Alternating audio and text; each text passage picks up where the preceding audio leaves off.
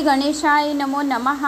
जे कोणी चॅनलला नवीन आलं असेल लाल बटनवर सबस्क्राईब करा, ऑलवर क्लिक करा, जास्तीत जास्त जणांना शेअर करा। कुठून कोणत्या गावात तुम्ही माझा हा व्हिडिओ ऐकत आहात आपल्या गावाची कमेंट्स नक्की करा। श्री गणेशाय नमो नमः। जे शिवनामाचा सतत घोष करतात त्यांना काळ देखील कधी स्पर्शसुद्धा करू शकत नाही। कळी काळ जो आहे तर तो त्याच्या अंगाला थोडासा सुद्धा स्पर्श करू शकत नाही, कारण जे शिवनामाचा सतत जप करतात, ओम नमः शिवाय या मंत्राचा जप करतात, शिवलिंगाला जल अर्पण करतात, शिवलिंगाची पूजा करतात, त्यांना महारुद्र अभिषेक केल्याचे पुण्यफळाची प्राप्ती होते आणि त्यांच्याजवळ थोडेसे सुद्धा संकट येत नाही।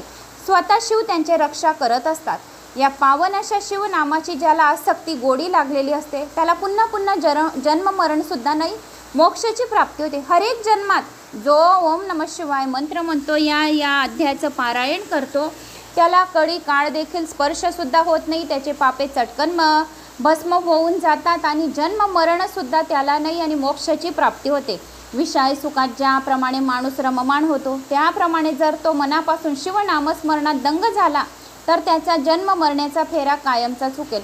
आयुष्यात सतत नुसते धन आणि पैसा मिळवण्याऐवजी शिवचरणाचे ध्यान केले तर त्याच्यावर संकटे येणारच नाहीत। शिवाचे ध्यान करणारे पुरुष खरोखरच धन्य असतात।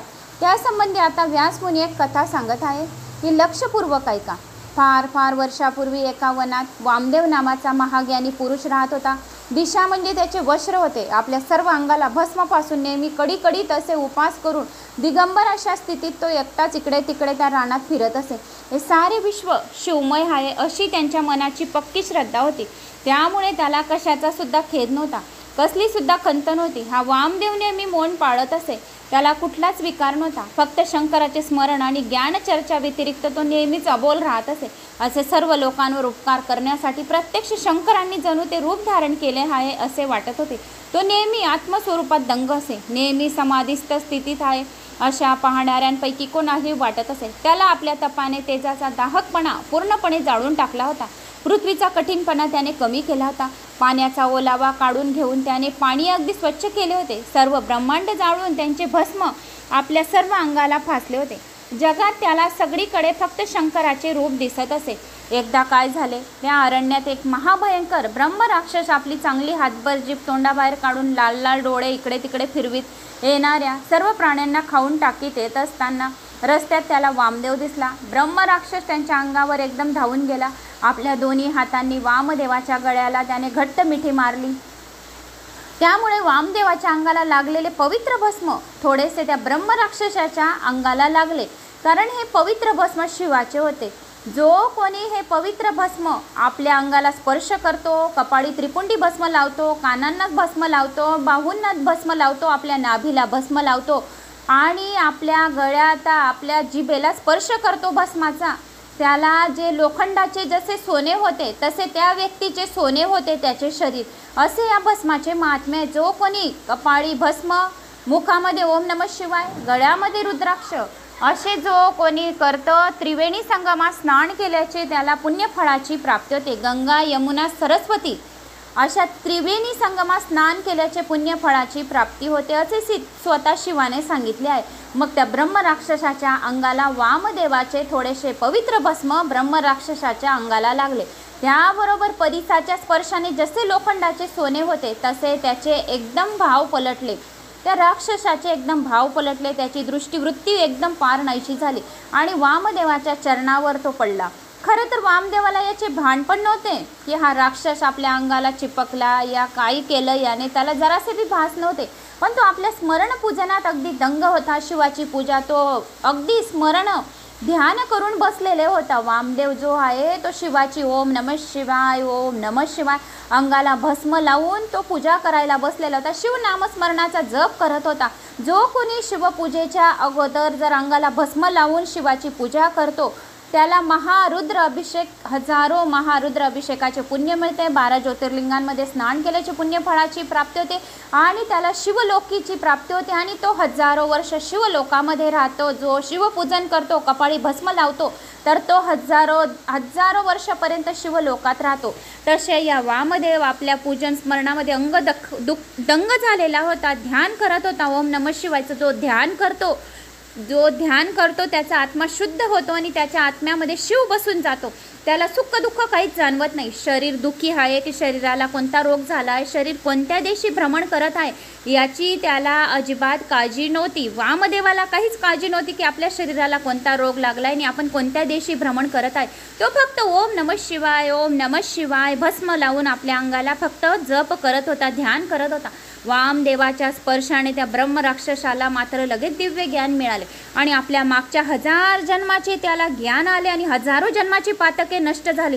जो कोणी या वामदेवाची कथा ऐकतो त्याचे हजारो जन्माची पातके नष्ट होतात असे सांगितलेले आहे. आणि तसे त्याचे 1000 जन्माचे त्याला त्या ब्रह्म राक्षसाला ज्ञान झाले. चंद्राच्या स्पर्शाने ज्याप्रमाणे चंद्रकांत मणी द्रवावा किंवा मानस सरोवरातील पाणी पिताच कावळ्याला हंसाचे रूप यावे, अथवा सूर्याचा उदय होतो अंधार संपूर्णपणे नष्ट व्हावा, त्याप्रमाणे वामदेवाचा शरीर स्पर्श होताच ब्रह्म राक्षसाचे असलेले रूप पालटले. वामदेवाला नमस्कार करून तो म्हणाला, गुरुराज, आपल्या कृपेने मला माझ्या या आधीच्या 1000 जन्माचे ज्ञान प्राप्त झाले, पण फक्त गेल्या 25 जन्मात मी किती पापे केली आहेत ते सुद्धा मी आता आपल्याला सांगू शकेल.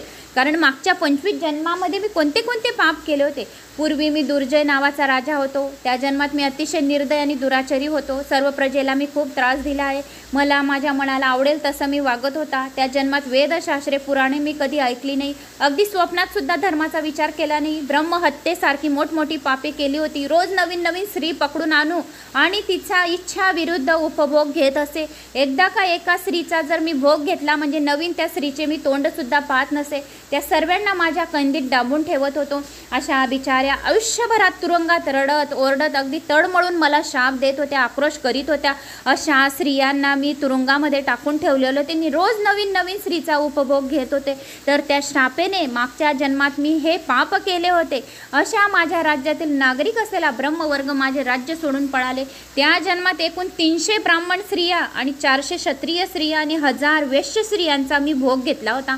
शूद्रांच्या हजारो स्त्रियांच्या तर 400 चांडाळ स्त्रिया, सहस्र माग कन्या, तसेच 500 चांबार कन्या, 400 परिट कन्या उपभोगल्या होत्या. माझ्या जीवनात वेश्या किती आल्या आणि वेश्या किती गेल्या त्याचा तर हिशोबच ठेवला नव्हता.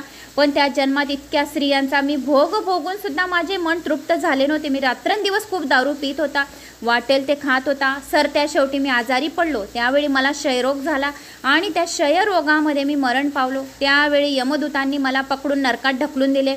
यमपुरीचे दारुण्य दुःख कसे असते ते मी सोसले होते. यमपुरीमध्ये दया नावाचा शब्द नसतो. यमपुरीमध्ये फक्त यातना आणि सजा हाच शब्द असतो. यमपुरीमध्ये कडक लोखंडी तप्त सळाया आपल्या गुप्तांगामध्ये टाकतात. कडक पुरुष जे असतात, कडक लोहाचे पुरुष असते, लोहाची स्त्री असते, त्याच्या अंगाला चिपकून देतात. कडक तेलामध्ये आपल्याला उकळून तळून बाहेर काढतात. शरीर संपते पण आत्मा तोच राहतो. शरीर हर वेळेस बदलते पण आत्मा तोच राहतो. आपल्या कर्म पुण्याईमुळे आपल्याला जन्म मिळतो की आपण कोणत्या जन्मामध्ये कोणते पुण्य केले होते. म्हणून या जन्मामध्ये शिव महापुराणाचे श्रवण करून घ्यावे. शिवलीला अमृताच्या कथा श्रवण करून घ्याव्या. जो कोणी शिवलीला अमृताच्या कथा श्रवण करतो, 2 मिनिटं शिव महापुराण श्रवण करतो, त्याला यमचे दूत हात लावत नाही, त्याला शिवाचे दूत हात लावतात आणि त्याला शिवलोकामधून विमान घ्यायला येते.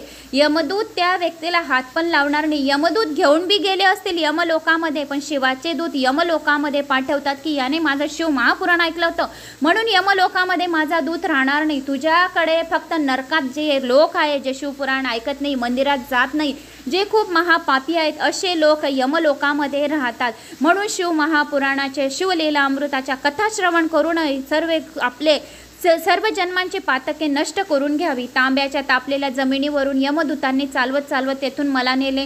लोखंडाचा खांब लाल होईपर्यंत तापून त्या खांब्याला मला चिपकायला लावले, आलिंगन द्यायला लावले. तापलेल्या उकळत्या असलेल्या तेलात मला टाकले. माझ्या तोंडात विष्ट आणि मूत्र घातले आणि खारट आणि कडू रस जबरदस्तीने प्यायला लावले. यमलोकात भयंकर यातना मला केल्या, कारण की मी इतक्या स्त्रियांचा उपभोग घेतलेला होता, खूप स्त्रियांचा उपभोग घेतला होता आणि त्यांना मी तुरुंगात टाकलेले होते. ते मला हर क्षण, हर पद, हर सेकंड मला श्राप देत होते. इतक्या जणांच्या श्रापेमुळे मला यमदूत खूप यातना करत होते. दया नावाचा शब्द नव्हता यमलोकाकडे. यमलोक यामध्ये दया हा शब्द राहत नाही. पृथ्वी लोकात, भूलोकात, कलयुगात दया नावाचा शब्द सापडेल, पण यमलोकात दया नामक तिथे राहत नाही. म्हणून तिथे कुंभी पात्रात घालून रटारटा मला शिजवत होते. माझ्या दोन्ही कानात तापलेल्या सरळ लया खुपसल्या. तेथे मी जाचाचे आणि आणखी काय काय वर्णन करू. तेथे रक्तकुंड होते, रेतकुंड होते. कित्येक दिवस बुडवून मला रक्तकुंडात रेतकुंडात टाकले. माझ्या अंगाचे मांस तोडले, माझ्या शरीरावर झालेल्या जखमांवर मिठाचे पाणी टाकले, माझ्या तोंडातील जीभ तोडून टाकली, नाक तोडून टाकला, कान तोडून टाकले. तीक्ष्ण शस्त्रांनी मला माझे पूर्ण अंग कापून टाकले, माझे हातपाय तोडले, पोट चिरले, तसेच माझ्या माथ्यावर तापलेली शस्त्रे खोचली आणि शिश्न कापले. गुंडाधरात तप्त असे रस ओतले. पाठीकडे पाठीचा मणका वाकून माझ्या पायाला माझी मान बांधली. सर्व अंगाला सुया टोचल्या. दगडाने वृषणाचे पीठ केले. हात आणि पाय एकत्र करून बेड्या घातल्या. ज्याच्या कधी कुणाला पार लागला नाही अशा महाभयंकर नरकात बुडवून टाकले. माझ्या तोंडातील दात पाडले, मानेला फास घातला. आपलीच विष्ठा आणि मूत्र मला खायला दिले. माझ्या सर्व अंगाचे तुकडे तुकडे केले. कुत्र्यांकडून शरीर रटारटा फाडवले. लाल लाल तापलेल्या लोखंडाने मारले. उकळात घालून तापलेल्या मुसळाने त्यांनी मला काढले. नाकावाटे जहर आत सोडले. असंख्य जहरी विचवांनी भरलेले खोल विहिरीत फेकून दिले. भयंकर विषारी असलेले असंख्य नाग चावले. अग्नीने शरीर संपूर्ण भाजवले. पायात जड दगड बांधून डोक्यावरून खाली ठेवून दिले. माझ्या पोटातील आतडी काढून मलाच खायला लावली. वर टांगून ठेवले. धुण्यासारखे दरदरून दगडावर आपटले. अनकुचीदार अशा खिळ्यांवर उभे केले. इंगळ्यांचे अथरून करून त्यावर मला झोपायला लावले. दगडाने डोके फोडले. लोखंडाचे चणे गरम करून खावयास दिले. होठ फाडून तापलेल्या मोठमोठ्या सळ्या नाकात कोंबल्या. मानेला मोठमोठे दगड बांधून उफराटून टाकले. वाघ सिंहाकडून शरीराचे तुकडे केले. हत्तीच्या पावलाखाली चालायला लावले. चिरडून दिले. तापलेले कडक कडक पाणी प्यायला लावले. माझी सर्व अष्टांगे कापून वेगवेगळी करून दिली. अवतीभोवती भयानक भूतलिंगे कापून खा म्हणत होती. माझे सगळे सांधे खटाखटा मोडून टाकले. भूमीमध्ये शरीर पुरून त्यांच्या बाणांचा वर्षाव केला. टोकदार सुळ्यावर पालथे ठेवून वरून मुसळांनी कुटले. असं ते ब्रह्म राक्षस मेल्यानंतर त्याने असंख्य पापे केली होती. असंख्य स्त्रियांशी त्याने उपभोगले होते आणि भोग केलेला होता आणि असंख्य स्त्रियांचा त्याला श्राप लागलेला होता. तर हे सर्व त्याला ते ज्ञान वामदेवाच्या भस्माने वामदेवाच्या अंगाला त्याने आलिंगन दिले.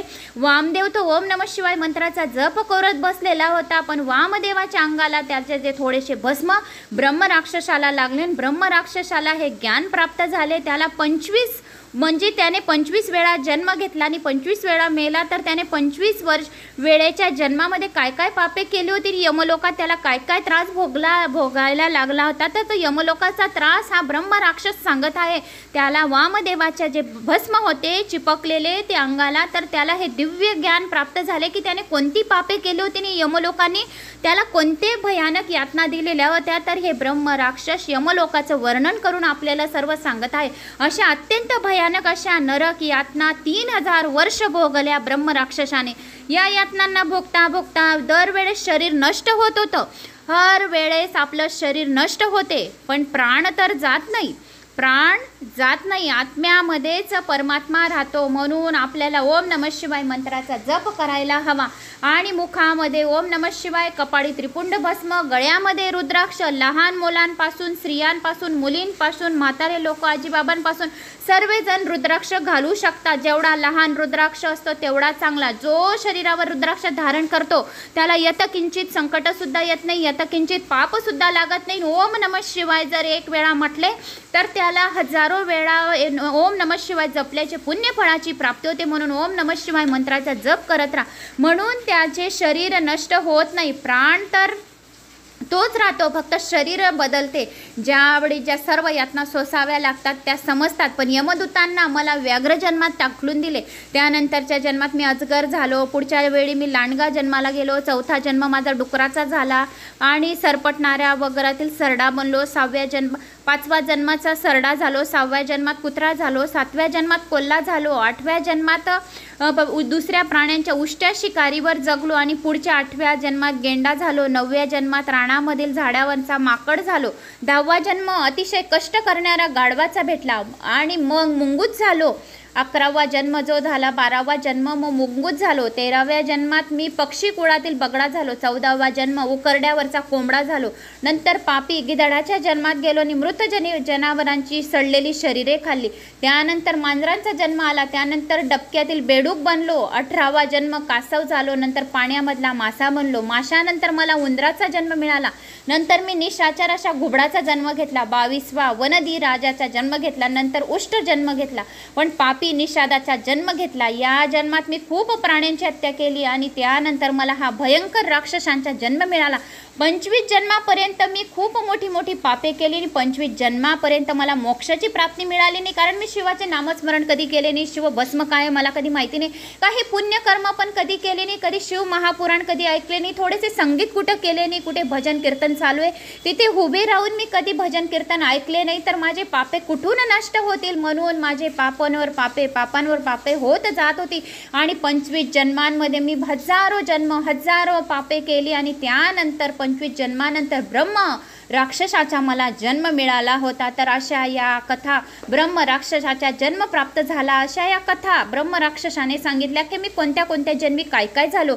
आणि महाराज केवळ आपल्या कृपेने मला ज्ञान प्राप्त झालं, मी आता पावन झालो आहे. मला गंगेच्या पवित्र जलाच्या स्नानाने पाप जसे नाहीसे होते तशा तुमच्या दर्शनाने माझे पाप नाहीसे होते. जर तुम्ही ही कथा ऐकत आहे, तुमच्या दर्शनाने जर कोणी तुमचं दर्शन करेल तरी सुद्धा त्याचे पापे नाहीसे होतात. जो घरात शिव महापुराण ऐकतो, शिवलीला अमृताच्या कथा ऐकतो, शिव मंदिरात जातो, जल अर्पण करतो, शिवाच्या मंदिराच्या कळसच्या दर्शन घेतो आणि कोणी तुमचं दर्शन घेतो तरी सुद्धा सर्व पापे जळून भस्म होतात असे सांगितले आहे शिवाने. तर अशा या हजारो जन्माचे पातके माझे फक्त तुमच्या दर्शनाने माझे नष्ट झालेले आहे आणि मला दिव्य ज्ञान प्राप्त झाले आणि पवित्र गंगाजलाने जसे स्नान केले तसे माझे पापे नाहीसे झाले. आणि जो कोणी हा अध्याय ऐकेल तरी त्याचे सर्व हजारो जन्माचे पातके नाहीसे करा असे ब्रह्मदेवाने त्या वामदेवाला सांगितले. जो कोणी हा अध्याय श्रवण करेल त्याचे यतकिंचितही त्याला संकट येऊ देऊ नका, यतकिंचित त्याला पाप लागू देऊ नका, त्याला शिवलोकाची प्राप्ती करा. जसे मी खूप हजारो जन्मापर्यंत भटकत होतो, मला काय यातना झाल्या मला माहिती, म्हणून त्या यातना कोणाला होऊ नयेत असे तुम्ही मला आशीर्वाद द्या की जो कोणी हा अध्याय नुसतं श्रवण मात्रे त्याचे पापे नष्ट करा. दत्ताच्या दर्शनाने सारा भवताप नाश होतो, तशा कल्पवृक्षाच्या केवळ दर्शनाने जन्माभराचे दैन्य नाहीसे होते, तशा तुमच्या दर्शनाने माझे मागचे सर्व पाप नष्ट झाले आहे. राक्षसाचे भाषण ऐकून वामदेव म्हणाला, फार पूर्वी एक ब्राह्मण होता, एका शूद्र स्त्रीवर त्याचे अतिशय प्रेम होते. शूद्र स्त्रीच्या पतीने एकदा त्या दोघांना एकत्र पाहिल्याने त्याचा राग एकदम खूप उफाळला. त्याने ब्राह्मणाला मारून गावाबाहेर नेऊन टाकले, त्याचा अंत्यसंस्कार पण केला नाही. यमदूत सुद्धा त्याला मारत घेऊन गेले. त्याने खूप त्रास दिला. ब्राह्मणाचे प्रेत तसेच गावाबाहेर पडले होते.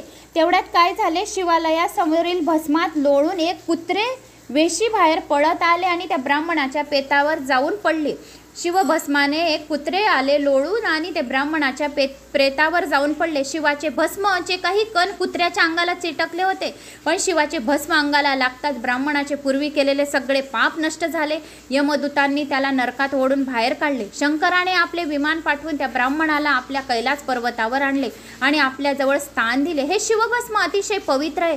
जो कोणी शिवभस्माच्या कथा ऐकतो, शिवभस्म कपाळी धारण करतो, शिवभस्म गळ्यावर धारण करतो, शिवभस्म नाभीवर धारण करतो, शिवभस्म आपल्या बाहुलमध्ये धारण करतो, आपल्या दंडांना लावतो, शिवभस्म कानामध्ये लावतो, त्याच्या हजारो जन्माचे पातके नष्ट होऊन यमलोकाच्या त्याला यातना होत नाही. त्याला शिवाचे दूत हात लावला शिवलोकामध्ये जातो. असे हे शिवाचे भस्म अप्रितिम असे, तसा हा महिमा भस्माचा अप्रितिम आहे. म्हणून महाराज कृपा करून हा भस्माचा आणखी काही महिमा असेल ते आम्हाला सांगावा. भस्म चांगले कोणते, ते कसे लावावे, कृपा करून मला नीट समजावून सांगावे.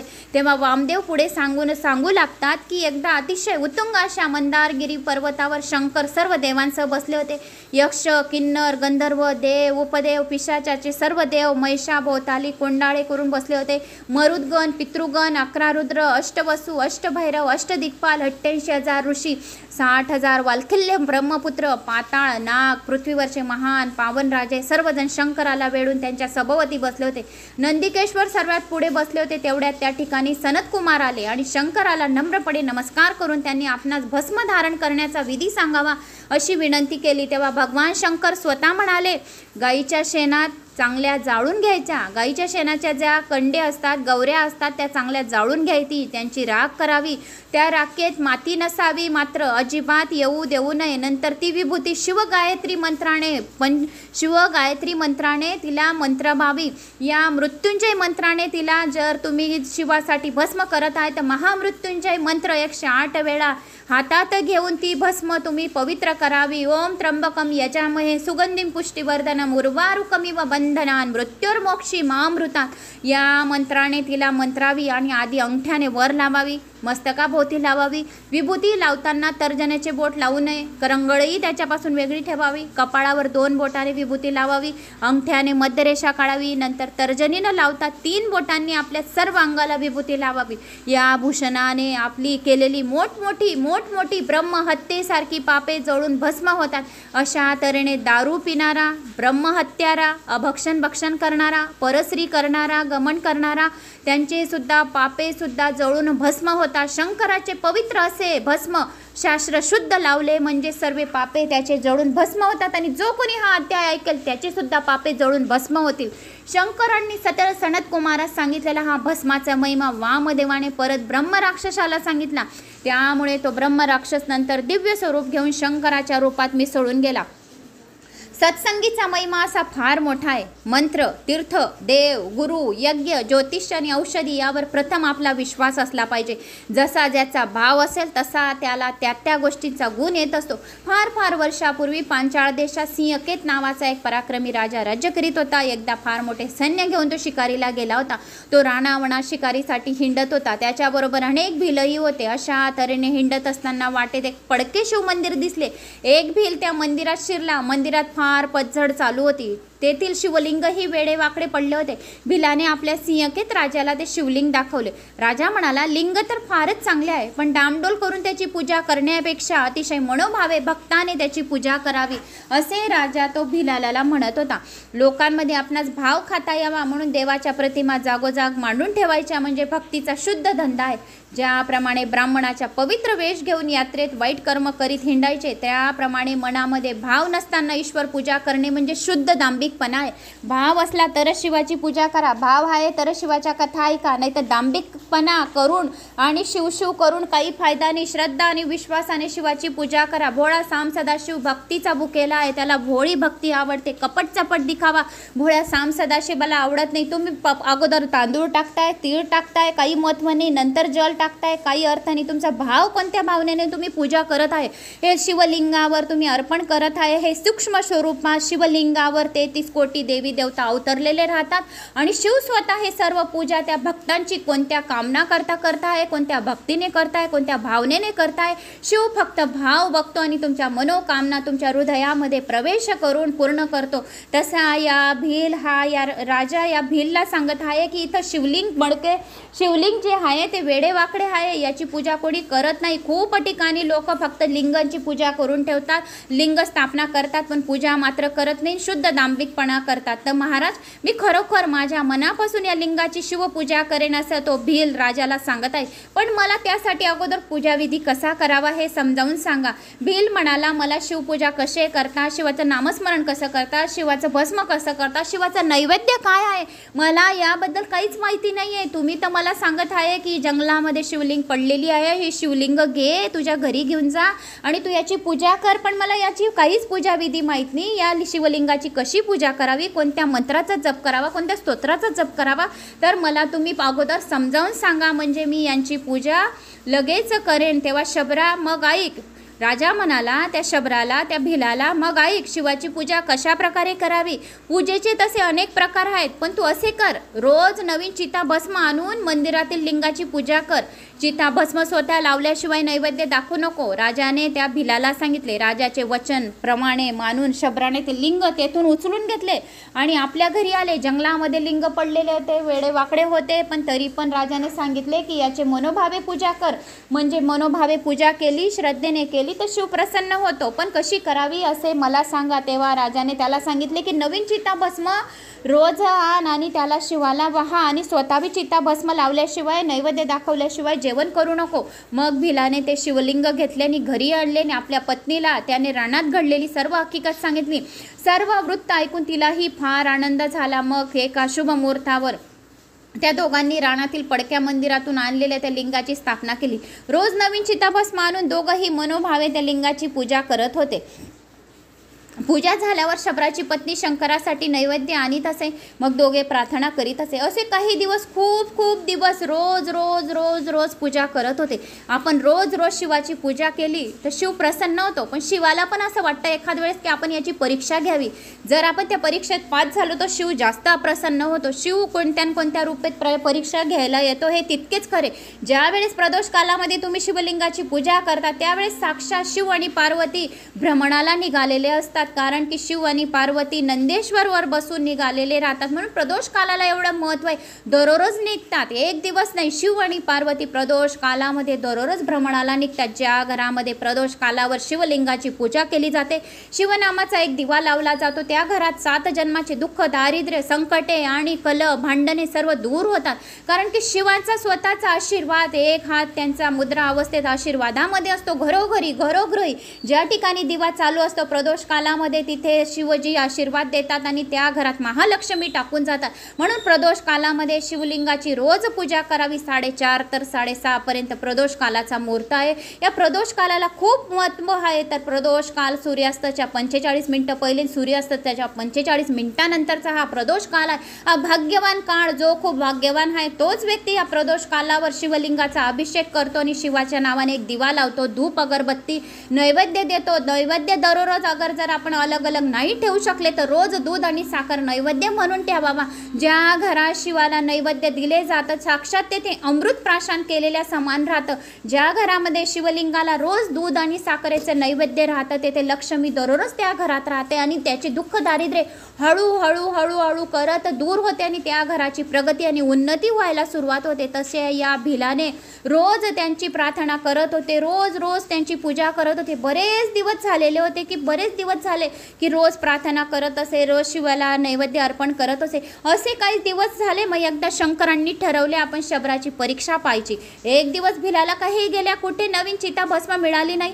तो आजूबाजूला संपूर्ण रानात खूप हिंडला पण काही उपयोग झाला नाही. घरी परत येऊन त्याने पत्नीला तसे सांगितले. तीही मोठ्या काळजीत पडली. आता आपली नित्यनेमाची पूजा कशी होणार? चिताभस्म लावल्याशिवाय आपण शिवलिंगाला नैवेद्य कसा दाखवणार? शिवाचे व्रत आचरणे म्हणजे खरोखर फार कठीण आहे असे त्या शबराला, त्या भिलाला वाटत होते. राजाने सांगितले होते आपल्याला की रोज चिताभस्म लाव, चिताभस्म लावल्याशिवाय नैवेद्य दाखवल्याशिवाय काहीच जेवण करू नको, हे खरोखरच कठीण व्रत आहे असे राजाला सांगितले होते. राजाने शबराला सांगितले होते, भिलाला सांगितले होते. मग तो शबरी म्हणाला, हे पा, आता मी माझे स्वतःचे भस्म करते.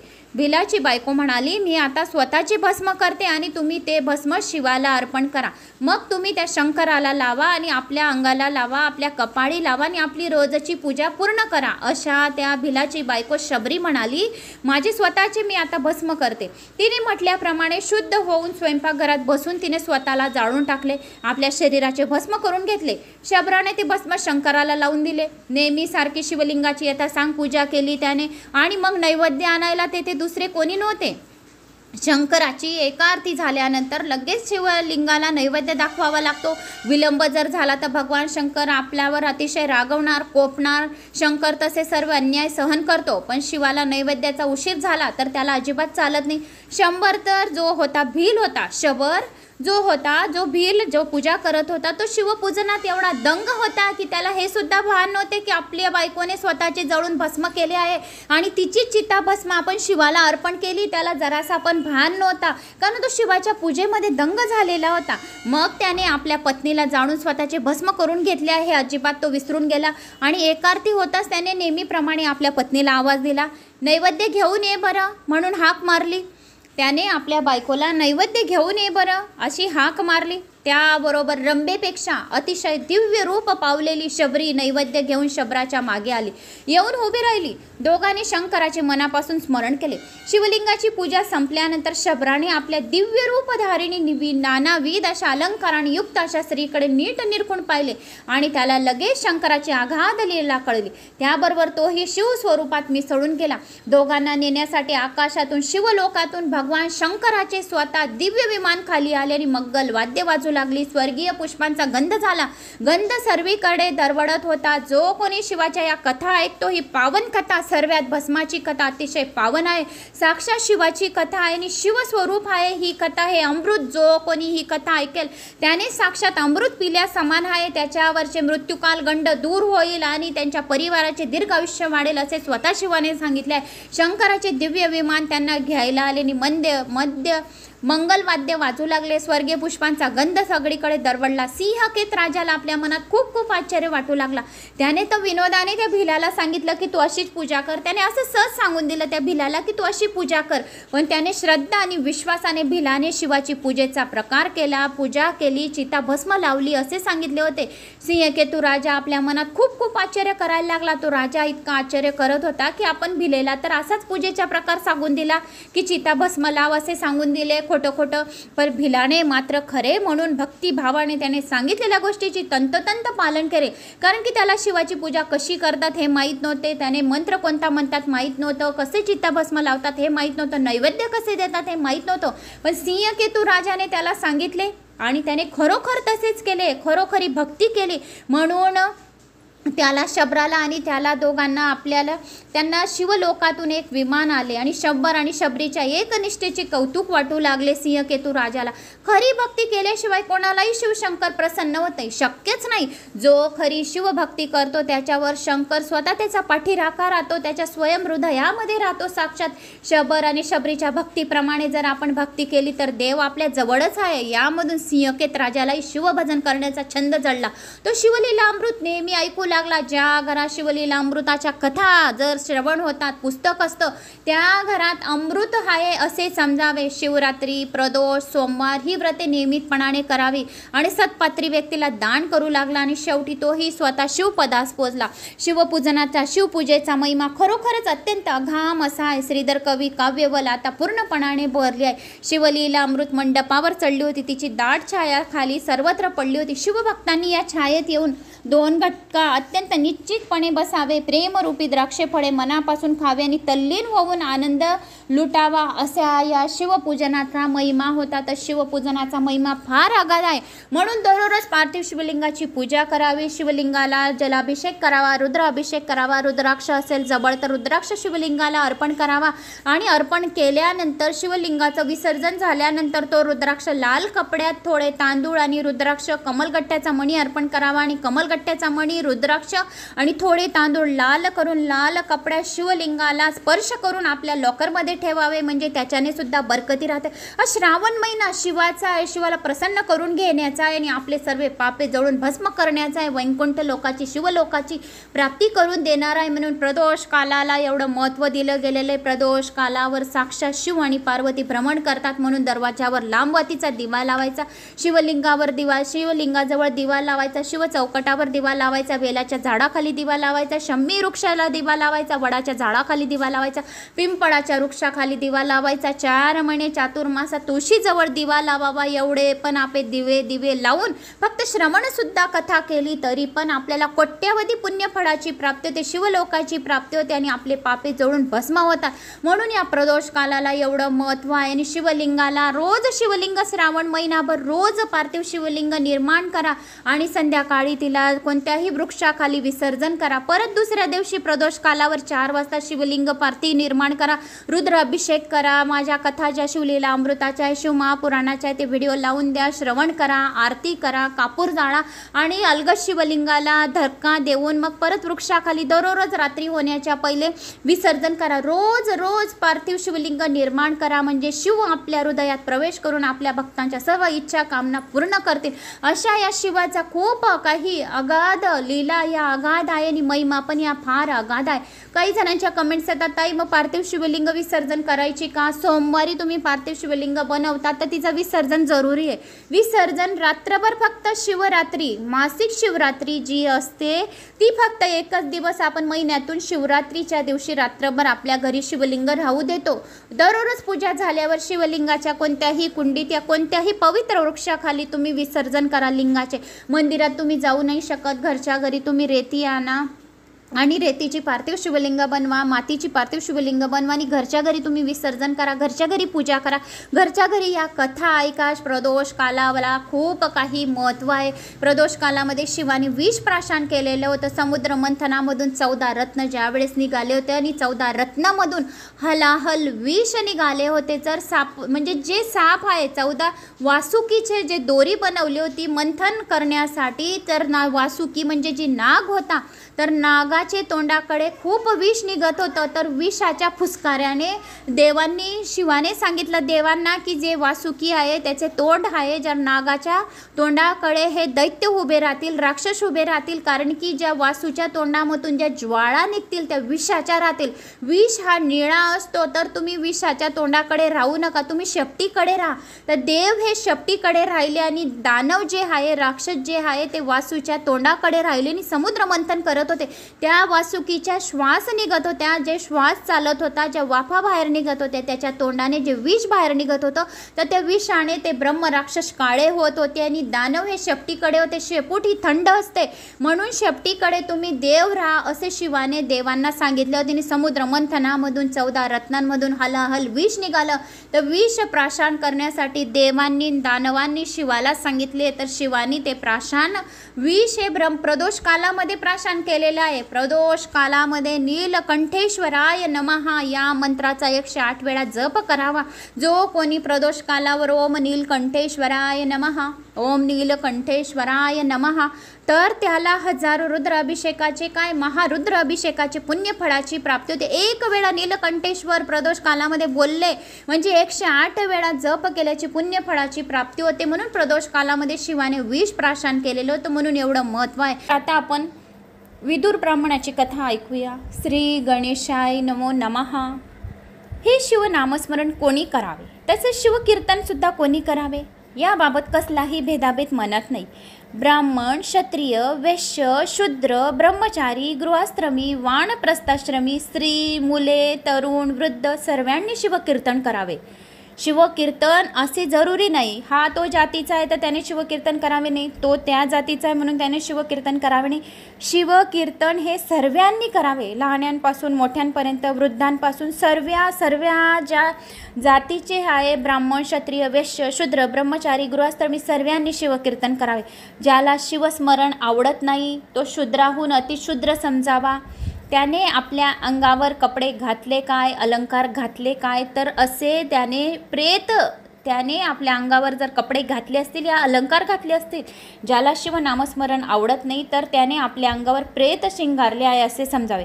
पशु ज्याप्रमाणे गवत खाऊन जगतो तसा तो मनुष्यसुद्धा गवत खाऊन, अन्न खाऊन जगत आहे, म्हणजे त्याला शिवनामस्मरण आवडत नाही म्हणजे तो गवत खाऊन जगत आहे असे समजावे. म्हणजे असा माणूस शेपूट नसलेला पशुच होय. त्याचे डोळे, कान, हात, पाय सारे केवळ शोभेच्या वस्तूप्रमाणे निरुपयोगी आहेत असे समजावे.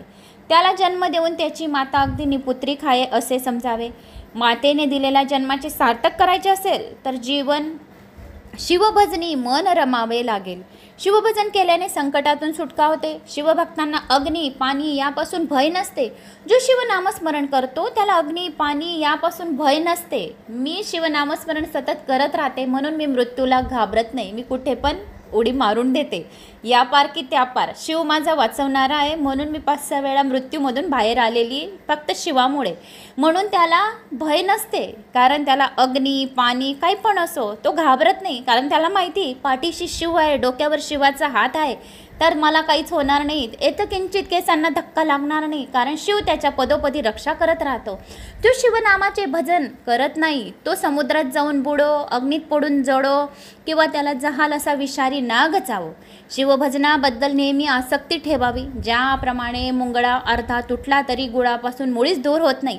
बरेच दिवस बेपत्ता असलेला आपला एकुलता एक पुत्राबद्दलची शुभदायी बातमी ऐकायला त्याचे आईवडील जसे अत्यंत आतुरतेने शीघ्रतेने घाव घेतात, तशी धाव घेऊन हातातली तर सर्व कामे बाजूला सोडून ठेवून पटकन शिवभजन ऐकायला जावे. दूरदेशी गेलेला आपल्या पतीचे पत्र खूप दिवसांनी आलेले पाहून ते वाचायला पत्नी जशी आपल्या मनात अत्यंत आतुर होईल असे शिवाचे भजन करायला आतुर राहावे.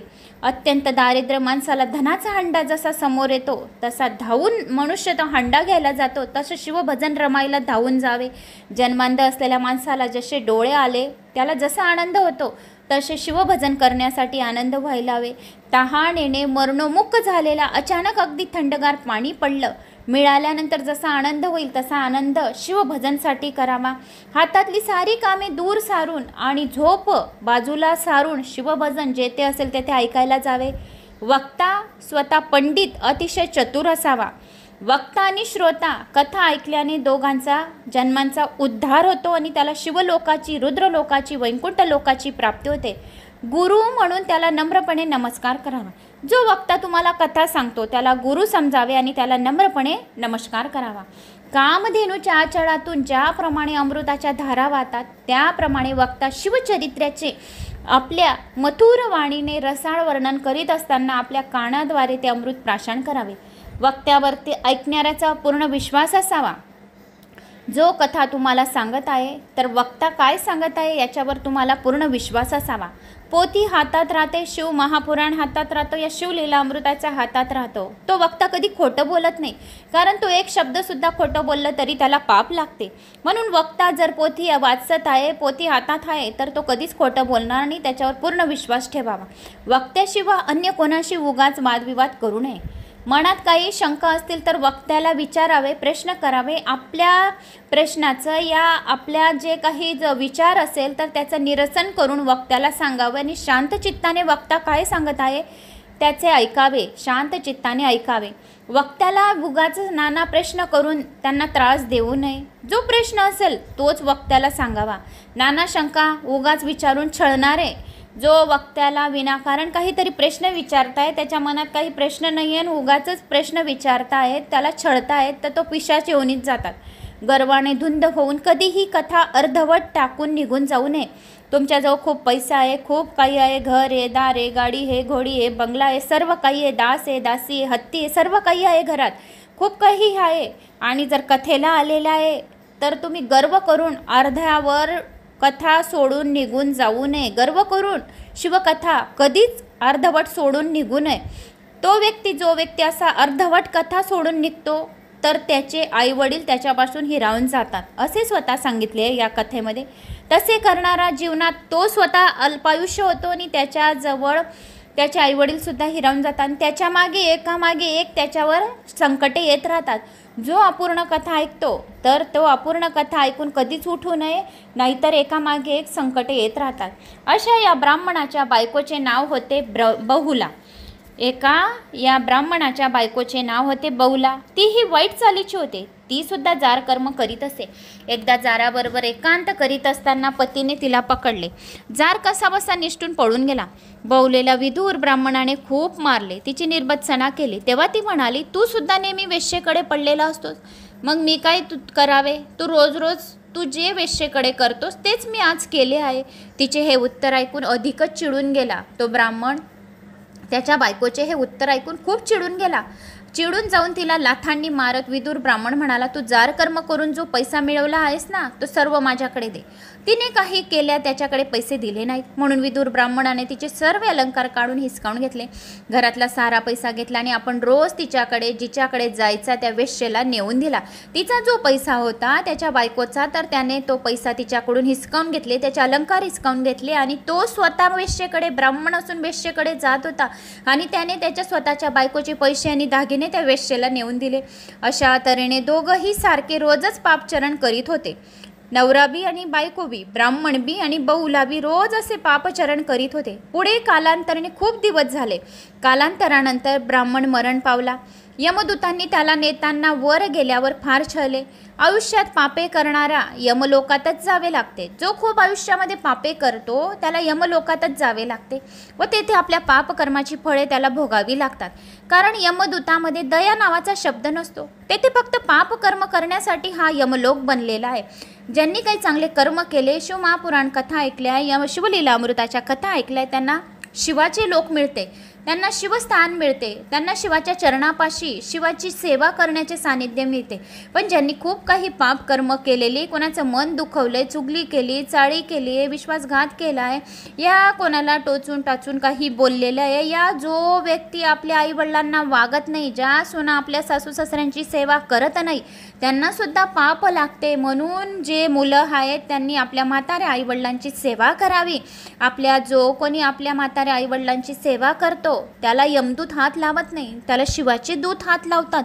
त्याने न पूजा केली असणार, न मंदिरात गेला असणार, न शिवकथा ऐकल्या असणार, न शिवलीलामृताच्या कथा कधी ऐकल्या नाही, पण त्याने त्याच्या आईवडिलांची जीवनभर सेवा केली. म्हणजे साक्षात त्याचं घर शिव कैलास, साक्षात त्याच्या घरात शिव पार्वती, म्हणून त्याला शिवलोकातच स्थान मिळेल. कारण त्याने त्याच्या आईचे आणि वडिलांचे जीवन सार्थक केले, सेवा केले. ज्या सुनेने आपल्या सासू सासऱ्यांची सेवा केलेली आहे तर त्याला शिवलोकातच जागा मिळेल. पण जो आपल्या आईवडिलांना छळतो, ज्या सुना सासू सासऱ्यांच्या सेवा करत नाही, त्यांनासुद्धा पापकर्मे भोगावी लागतात, यमलोकात जावा लागतो. यमलोक हा पापकर्म करण्याची फळे भोगण्यासाठी जावं लागतो. म्हणून ते यमदूत अशा लोकांचा छळ करतात. मग त्यांनी भयानक अशा कुंभीपाकात त्या ब्राह्मणाला टाकले. त्यानंतर विंध्याचल पर्वतावर दऱ्याखोऱ्यांमध्ये पिशाच रूपाने त्याला भटकू लागले. नेहमी भयंकर भूक आणि तहानेने तो अतिशय व्याकुळ झालेला असे. शरीराला भयंकर जखमा झाल्या होत्या. कुष्ठरोगाने त्याचे सर्व शरीर सडले होते. कधी वृक्षाला उलटे टांगून घ्यावे, उगाच हाका मारत रानावनात इकडे तिकडे हिंडावे. काट्यांनी भरलेल्या रानात कसलीच फळे मिळू नयेत अशा तऱ्हेने आपल्या पापाचे भोग तो ब्राह्मण भोगत होता. इकडे पतीच्या निधनानंतर बहुलेला एक मुलगा झाला, पण तो कुणापासून झाला हे तिला सुद्धा सांगता आले नाही. कोणत्या ब्राह्मणाचा झाला या कोणत्या कुलाचा, कारण जे ब्राह्मण करत होतो, ब्राह्मण वेश्येकडे जात होता, ती जार कर्म करायला दुसऱ्यांकडे जात होती. पण मग तिला ज्या वेळेस ब्राह्मण मेला त्यानंतर बहुलेला दिवस राहिले तर तिला एक मुलगा झाला, पण तो कुणापासून झाला हे तिला सांगता आले नसते. असेच दिवस गेले. एकदा शिवरात्रीचा दिवस होता. शिवरात्रीला यात्रा करायचा मेळा गोकुर्णी क्षेत्राला चालला होता. बहुल्या आपल्या पुत्रासह त्या यात्रेत सामील झाली होती. तेथे आलेल्या अनेक पुण्यवंत ऋषींचे दर्शन घेऊन सर्वजण पवित्र झाले. बहुलेनेही सर्वांबरोबर स्नान केले. गोकुर्णे महाबळेश्वरचे दर्शन घेतले. मग ती पवित्र मनाने पुराण ऐकायला जाऊ लागली. पुराणिक बुवा सांगत होते, जारिणी स्त्रीला यमदूत मुळीच क्षमा करीत नाही. लोखंडाची जाड सळई तापून लाल लाल करून तिच्या योनी मार्गात घालतात. बहुला हे निरूपण ऐकून अत्यंत बेचैन झाली, ओक्षीबोक्षी झाली, रडू लागली.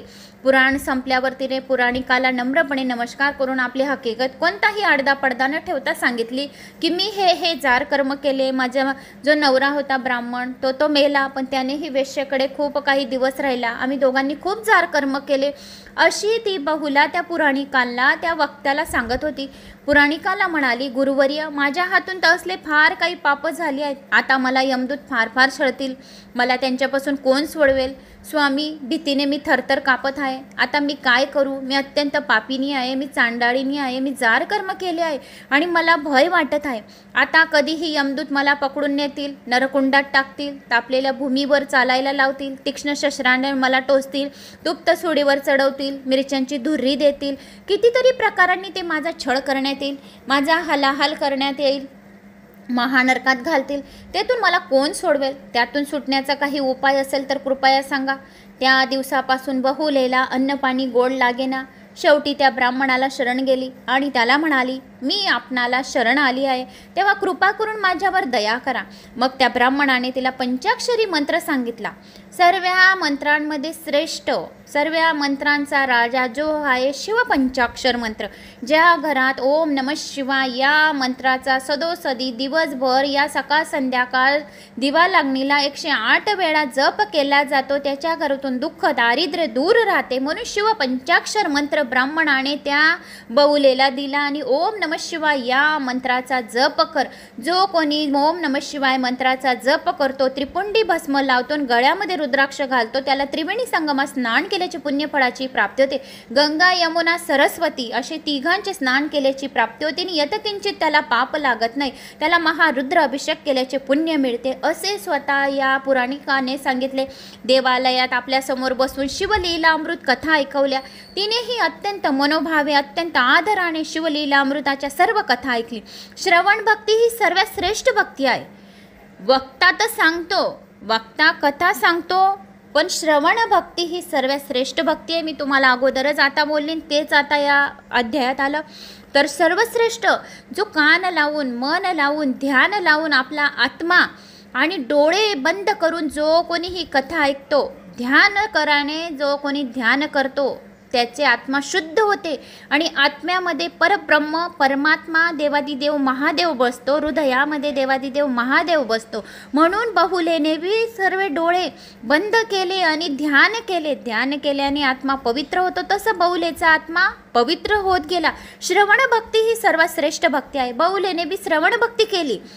सांगणाऱ्यापेक्षा ऐकणाऱ्याचा खूप काही कोटीगुणा पुण्यफळाची प्राप्ती होते. म्हणून पुराणिकांनी त्याला सांगितले, बहुला तू श्रवण भक्ती कर. श्रवण भक्ती सर्वात श्रेष्ठ भक्ती. मी जी ही कथा वाचत आहे तर तू ती कथा ऐक, असे पुराणिकावाल्याने त्या बहुलेला सांगितले. आणि बहुलीची पापे, असंख्य पापे, फक्त शिवलीलामृताच्या कथा ऐकत ऐकत तिचे असंख्य पापे नष्ट झाली. बहुलीची पापे सद्गतीने, सत्संगतीने आणि सत्संगतीने लगेच पटापट नष्ट होऊ लागली. जितक्या वेळा जो कथा ऐकतो, एक एक कथा ऐकत ऐकत त्याचे दुःख, दारिद्र्याने पापे तर नष्ट होतात, मग प्रगती व्हायला सुरुवात होते. म्हणून तशीच बहुलेची सत्संगतीने आणि हे पटापट शिवलीलामृताच्या कथा, शिवमहापुराणाच्या कथा ऐकून तिचे सर्व पापे पटापट नष्ट होऊन गेली. आता ती सदोसदी जेव्हा शिवनामाचा जप अगदी सहजतेने मनापासून करू लागली, कारण पापे नष्ट झाल्यानंतर आत्मा शुद्ध होऊन जातो आणि आत्म्यामध्ये शिव बसून जातात. तसे तिच्या आत्म्यामध्ये, बहुलेच्या आत्म्यामध्ये शिव बसून गेले. त्यामुळे तिचे सर्व दोष एकापाठोपाठ एक याप्रमाणे नष्ट होऊन गेले आणि ती अगदी पवित्र झाली. ज्याचे पाप नष्ट होऊन जातात आणि तो अगदी पवित्र होऊन जातो, त्याचा मन, आत्मा निर्मळ होतो. तो शिवासमोर बी बसला तरी त्याच्या डोळ्यातून ढसा पवित्र मनामुळे आसू निघतात. असा या शिवाने या कथेमध्ये सांगितलेले आहे. बहुलेचे सर्व कथा ऐकून सर्व दोष एकापाठोपाठ याप्रमाणे नष्ट होऊन ती पवित्र झाली. ज्याप्रमाणे तव्याचा बुरसा घासून काढला की तो आरशासारखा स्वच्छ होतो, तसा परीसेच्या सानिध्यात येऊन लोखंड लागले की त्याचे संपूर्णपणे सोने होते. वाळलेले लाकूड जर अग्नीत पडले ते सुद्धा पूर्णपणे अग्निरूप होते. पवित्र अशा गंगेला छोटासा अहोळ मिळाला की तो गंगारूप होऊन जातो आणि मग ते पाणीही गंगाजल बनते. त्याचप्रमाणे बहुलासुद्धी तिची सर्व पापे शिवकृपेने, शिवकथा ऐकल्याने सर्व नाहीशी होऊन पूर्णपणे शुद्ध झाली. रोज नित्यनेमाने केलेल्या शिवकथा श्रवणाने बहुला निर्दोष बनून गेली. ती स्वतःच आपल्या मुखाने रात्रंदिवस शिवकीर्तन गाऊ लागली. ओम नमः शिवाय, ओम नमः शिवाय. ज्याचा आत्मा एकदम स्वच्छ राहतो, ज्याच्या मनामध्ये कपट, चपट, दिखावा राहत नाही, जो गुणगुणावतो, तर त्याचा आत्मा काय राहतो, एकदम निर्दोष राहतो, पवित्र राहतो. त्याला कोणत्याच याची भान नाही राहत की मला हे काय म्हणेल की ते काय म्हणेल. आपण आपलं शिवनामस्मरण करत राहतो. स्वयंपाक करता ओम नमः शिवाय, ओम नमः शिवाय आपलं गुणगुणावतो. कारण आपल्या आत्म्यामध्ये जे पापी आहेत, तर जे पाप आहेत ते असंख्य पापे असतील तर ते कमी झालेली आहेत आणि आपण त्या पापांमधून निर्दोष झालेला आहे आणि आपला आत्मा एकदम निर्मळ, पवित्र गंगाजल सारखा होऊन गेला आहे. तसा या बहुलेचा आत्मा एकदम पवित्र आणि निर्जळ गंगाजल सारखा होऊन गेला होता आणि शिवकथा श्रवणाने बहुला निर्दोष झाली होती. स्वतःच आपल्या मुखाने रात्रंदिवस शिवकीर्तन गाऊ लागली. ओम नमः शिवाय, ओम नमः शिवाय. शिवलीला अमृताच्या श्रवणाने जो कोणी शिवलीला अमृताची एक पण कथा ऐकली तरी त्याचे असंख्य पापे जोडून भस्म होतात. तशा शिवलीला अमृताच्या श्रवणाने सर्व पावन होतात. या जन्मी त्यांना पूर्णपणे मुक्ती लाभते. जो शिवलीला अमृताच्या कथा ऐकतो त्यांना याच जन्मी मुक्ती मिळते. तीर्थाटन केल्याचे पुण्यफळाची प्राप्ती होते. शिवकीर्तन श्रवण केले की योग, याग, व्रत, साधन काहीही न करता केवळ श्रवणाने नवविधी भक्ती केल्याचे पुण्य मिळते आणि महारुद्राभिषेकाची एक कथा ऐकली म्हणजे त्याला हजारो रुद्राभिषेक केल्याचे पुण्य मिळते. ब्राह्मण, क्षत्रिय, वैश्य, शूद्र या चारी वर्णांचे आणि ब्रह्माश्रम, गृहाश्रम, वानप्रस्थाश्रम, संन्याश्रम चारी आश्रमातल्या सर्व लोकांनी शिवकथा अमृत नित्यनेमाने, मनोभावाने व भक्तीने ऐकून पावन व्हावे. बहुला सुद्धा आता पार बदलून गेली होती. आता तिला संतांचा संतांचा सहवास आवडू लागला. आता आपल्या तोंडाने कोणाची निंदा न करत फक्त आपल्या गुरुची मनोभावे सेवा करीत होती. निंदा केले म्हणजे पाप लागते. सर्वात मोठं निंदा करणे सर्वात मोठं पाप आहे. आपण एवढ्या कथा ऐकल्या आणि छोटीशी चुगली कोणाची करून दिली, छोटीशी निंदा कोणाची केली, गेली ती कथा वाया. आपल्याला त्याचं पुण्यच मिळणार नाही. म्हणून बहुलाला आता सतसंगतीचा संतांचा सहवास आवडू लागला. निंदा तिला आता आवडत नव्हती. कोणाची निंदा ती करतच नव्हती. फक्त आपल्या गुरुची मनोभावे ती आता सेवा करत होती. गोकर्णी क्षेत्रात राहून तीर्थात नेहमी स्नान करीत होती. सर्व अंगाला भस्मापासून रुद्राक्षाच्या माळा गळ्यात घालीत असे. त्यामुळे बहुला अत्यंत पवित्र झाली होती. शंकरांनी तिला शिवलोकात घेऊन येण्यासाठी दिव्य विमान पाठवले, शिवाचे दूत पाठवले. शंकराने ज्यावेळेस तिचा मृत्यू आला त्यावेळेस शंकरांनी शिवाचे दूत पाठवले, दिव्य विमान पाठवलं. बहुलेसाठी तिचा उद्धार करून आपल्या पायाशी तिला कायमची जागा दिली. शंकराने बहुलेला तिच्या पायाजवळ जागा दिली. तिने किती जार कर्म केले होते, किती वाईट सवयी होत्या तिच्या, पण तिच्या त्या वाईट सवयी सर्व्या या शिवकथा शिवलीला अमृताच्या कथा वारंवार श्रवण केल्याने तिचे सर्व असंख्य पापे जळून भस्म झाली. आणि शिवाने ज्यावेळेस तिचा मृत्यूकाल जवळ आला, तिचा मृत्यूगंड जवळ आला, तेव्हा शंकराने तिला शिवलोकामधून शिवाचे दूत दिव्य विमान घेऊन तिचा उद्धार करण्यासाठी आणि शिवाच्या पायाशी तिला जागा देण्यासाठी, कायमची जागा देण्यासाठी तिचा उद्धार केला. आणि बहुलेला शिवाच्या पायापाशी कायमची जागा मिळाली. अशा बहुल्यासारख्या एवढ्या पापिणीचा उद्धार भगवान शंकरांनी केला. तर ते पाहून सर्व लोक अगदी आश्चर्यचकित झाले की या शंकराच्या पायापाशी गेल्यानंतर बहुलेने शंकर पार्वतीची स्तुती केली. तर सर्व लोक इतके आश्चर्यचकित झाले की या पापिणीचा उद्धार भगवान शंकरांनी केला. ते अंबा बहुलेला म्हणाली, मी तुझ्यावर खूप प्रसन्न आहे. पार्वती माता म्हणाली, बहुला मी तुझ्यावर खूप प्रसन्न आहे. तेव्हा आता तू तुझ्यासाठी हवे ते माग, मी तुझी इच्छा अवश्य पुरी करेन. तेव्हा माझा पती पापी होता. हे पार्वती माता, हे अंबे माता, माझा पती तर पापी होता. त्याला आता कोणती गती प्राप्ती झाली हे मला ठाऊक नाही. माते, त्याला क्षमा कर, त्याच्यावर कृपा करून दया कर, त्याला पावन कर, येथे आण. बहुला पतीच्या आठवणीने अतिशय गहीवरून म्हणाली. ब्राह्मण मेला, तो वेश्येकडे जात होता. पण तरी पण बायकोचं मन हे जास्त तिच्या पतीमध्ये असतं, तिच्या नवऱ्यामध्ये असतो. हरेक बायकोचा जीव सर्वात जास्त पाची प्राण तिच्या नवऱ्यामध्ये असतं. तर बायकोला असं वाटत होतं की माझा जो पती आहे ब्राह्मण, तो वेश्येकडे जात होता, त्याने तर असंख्य पापे केलेली होती, तो सुद्धा यमलोकामध्ये असेल. माझा तर हे शिवशंकरा, मी ह्या शिवकथा ऐकल्या, सत्संगीचा केला, गोकर्णीमध्ये रोज स्नान केले, तर मी पवित्र झाली आणि मला तुमच्या चरणाशी मला जागा मिळाली आणि माझ्यावर अंबे माता पार्वती माता प्रसन्न झालेली, अंबे बहुलावर प्रसन्न झाली आहे.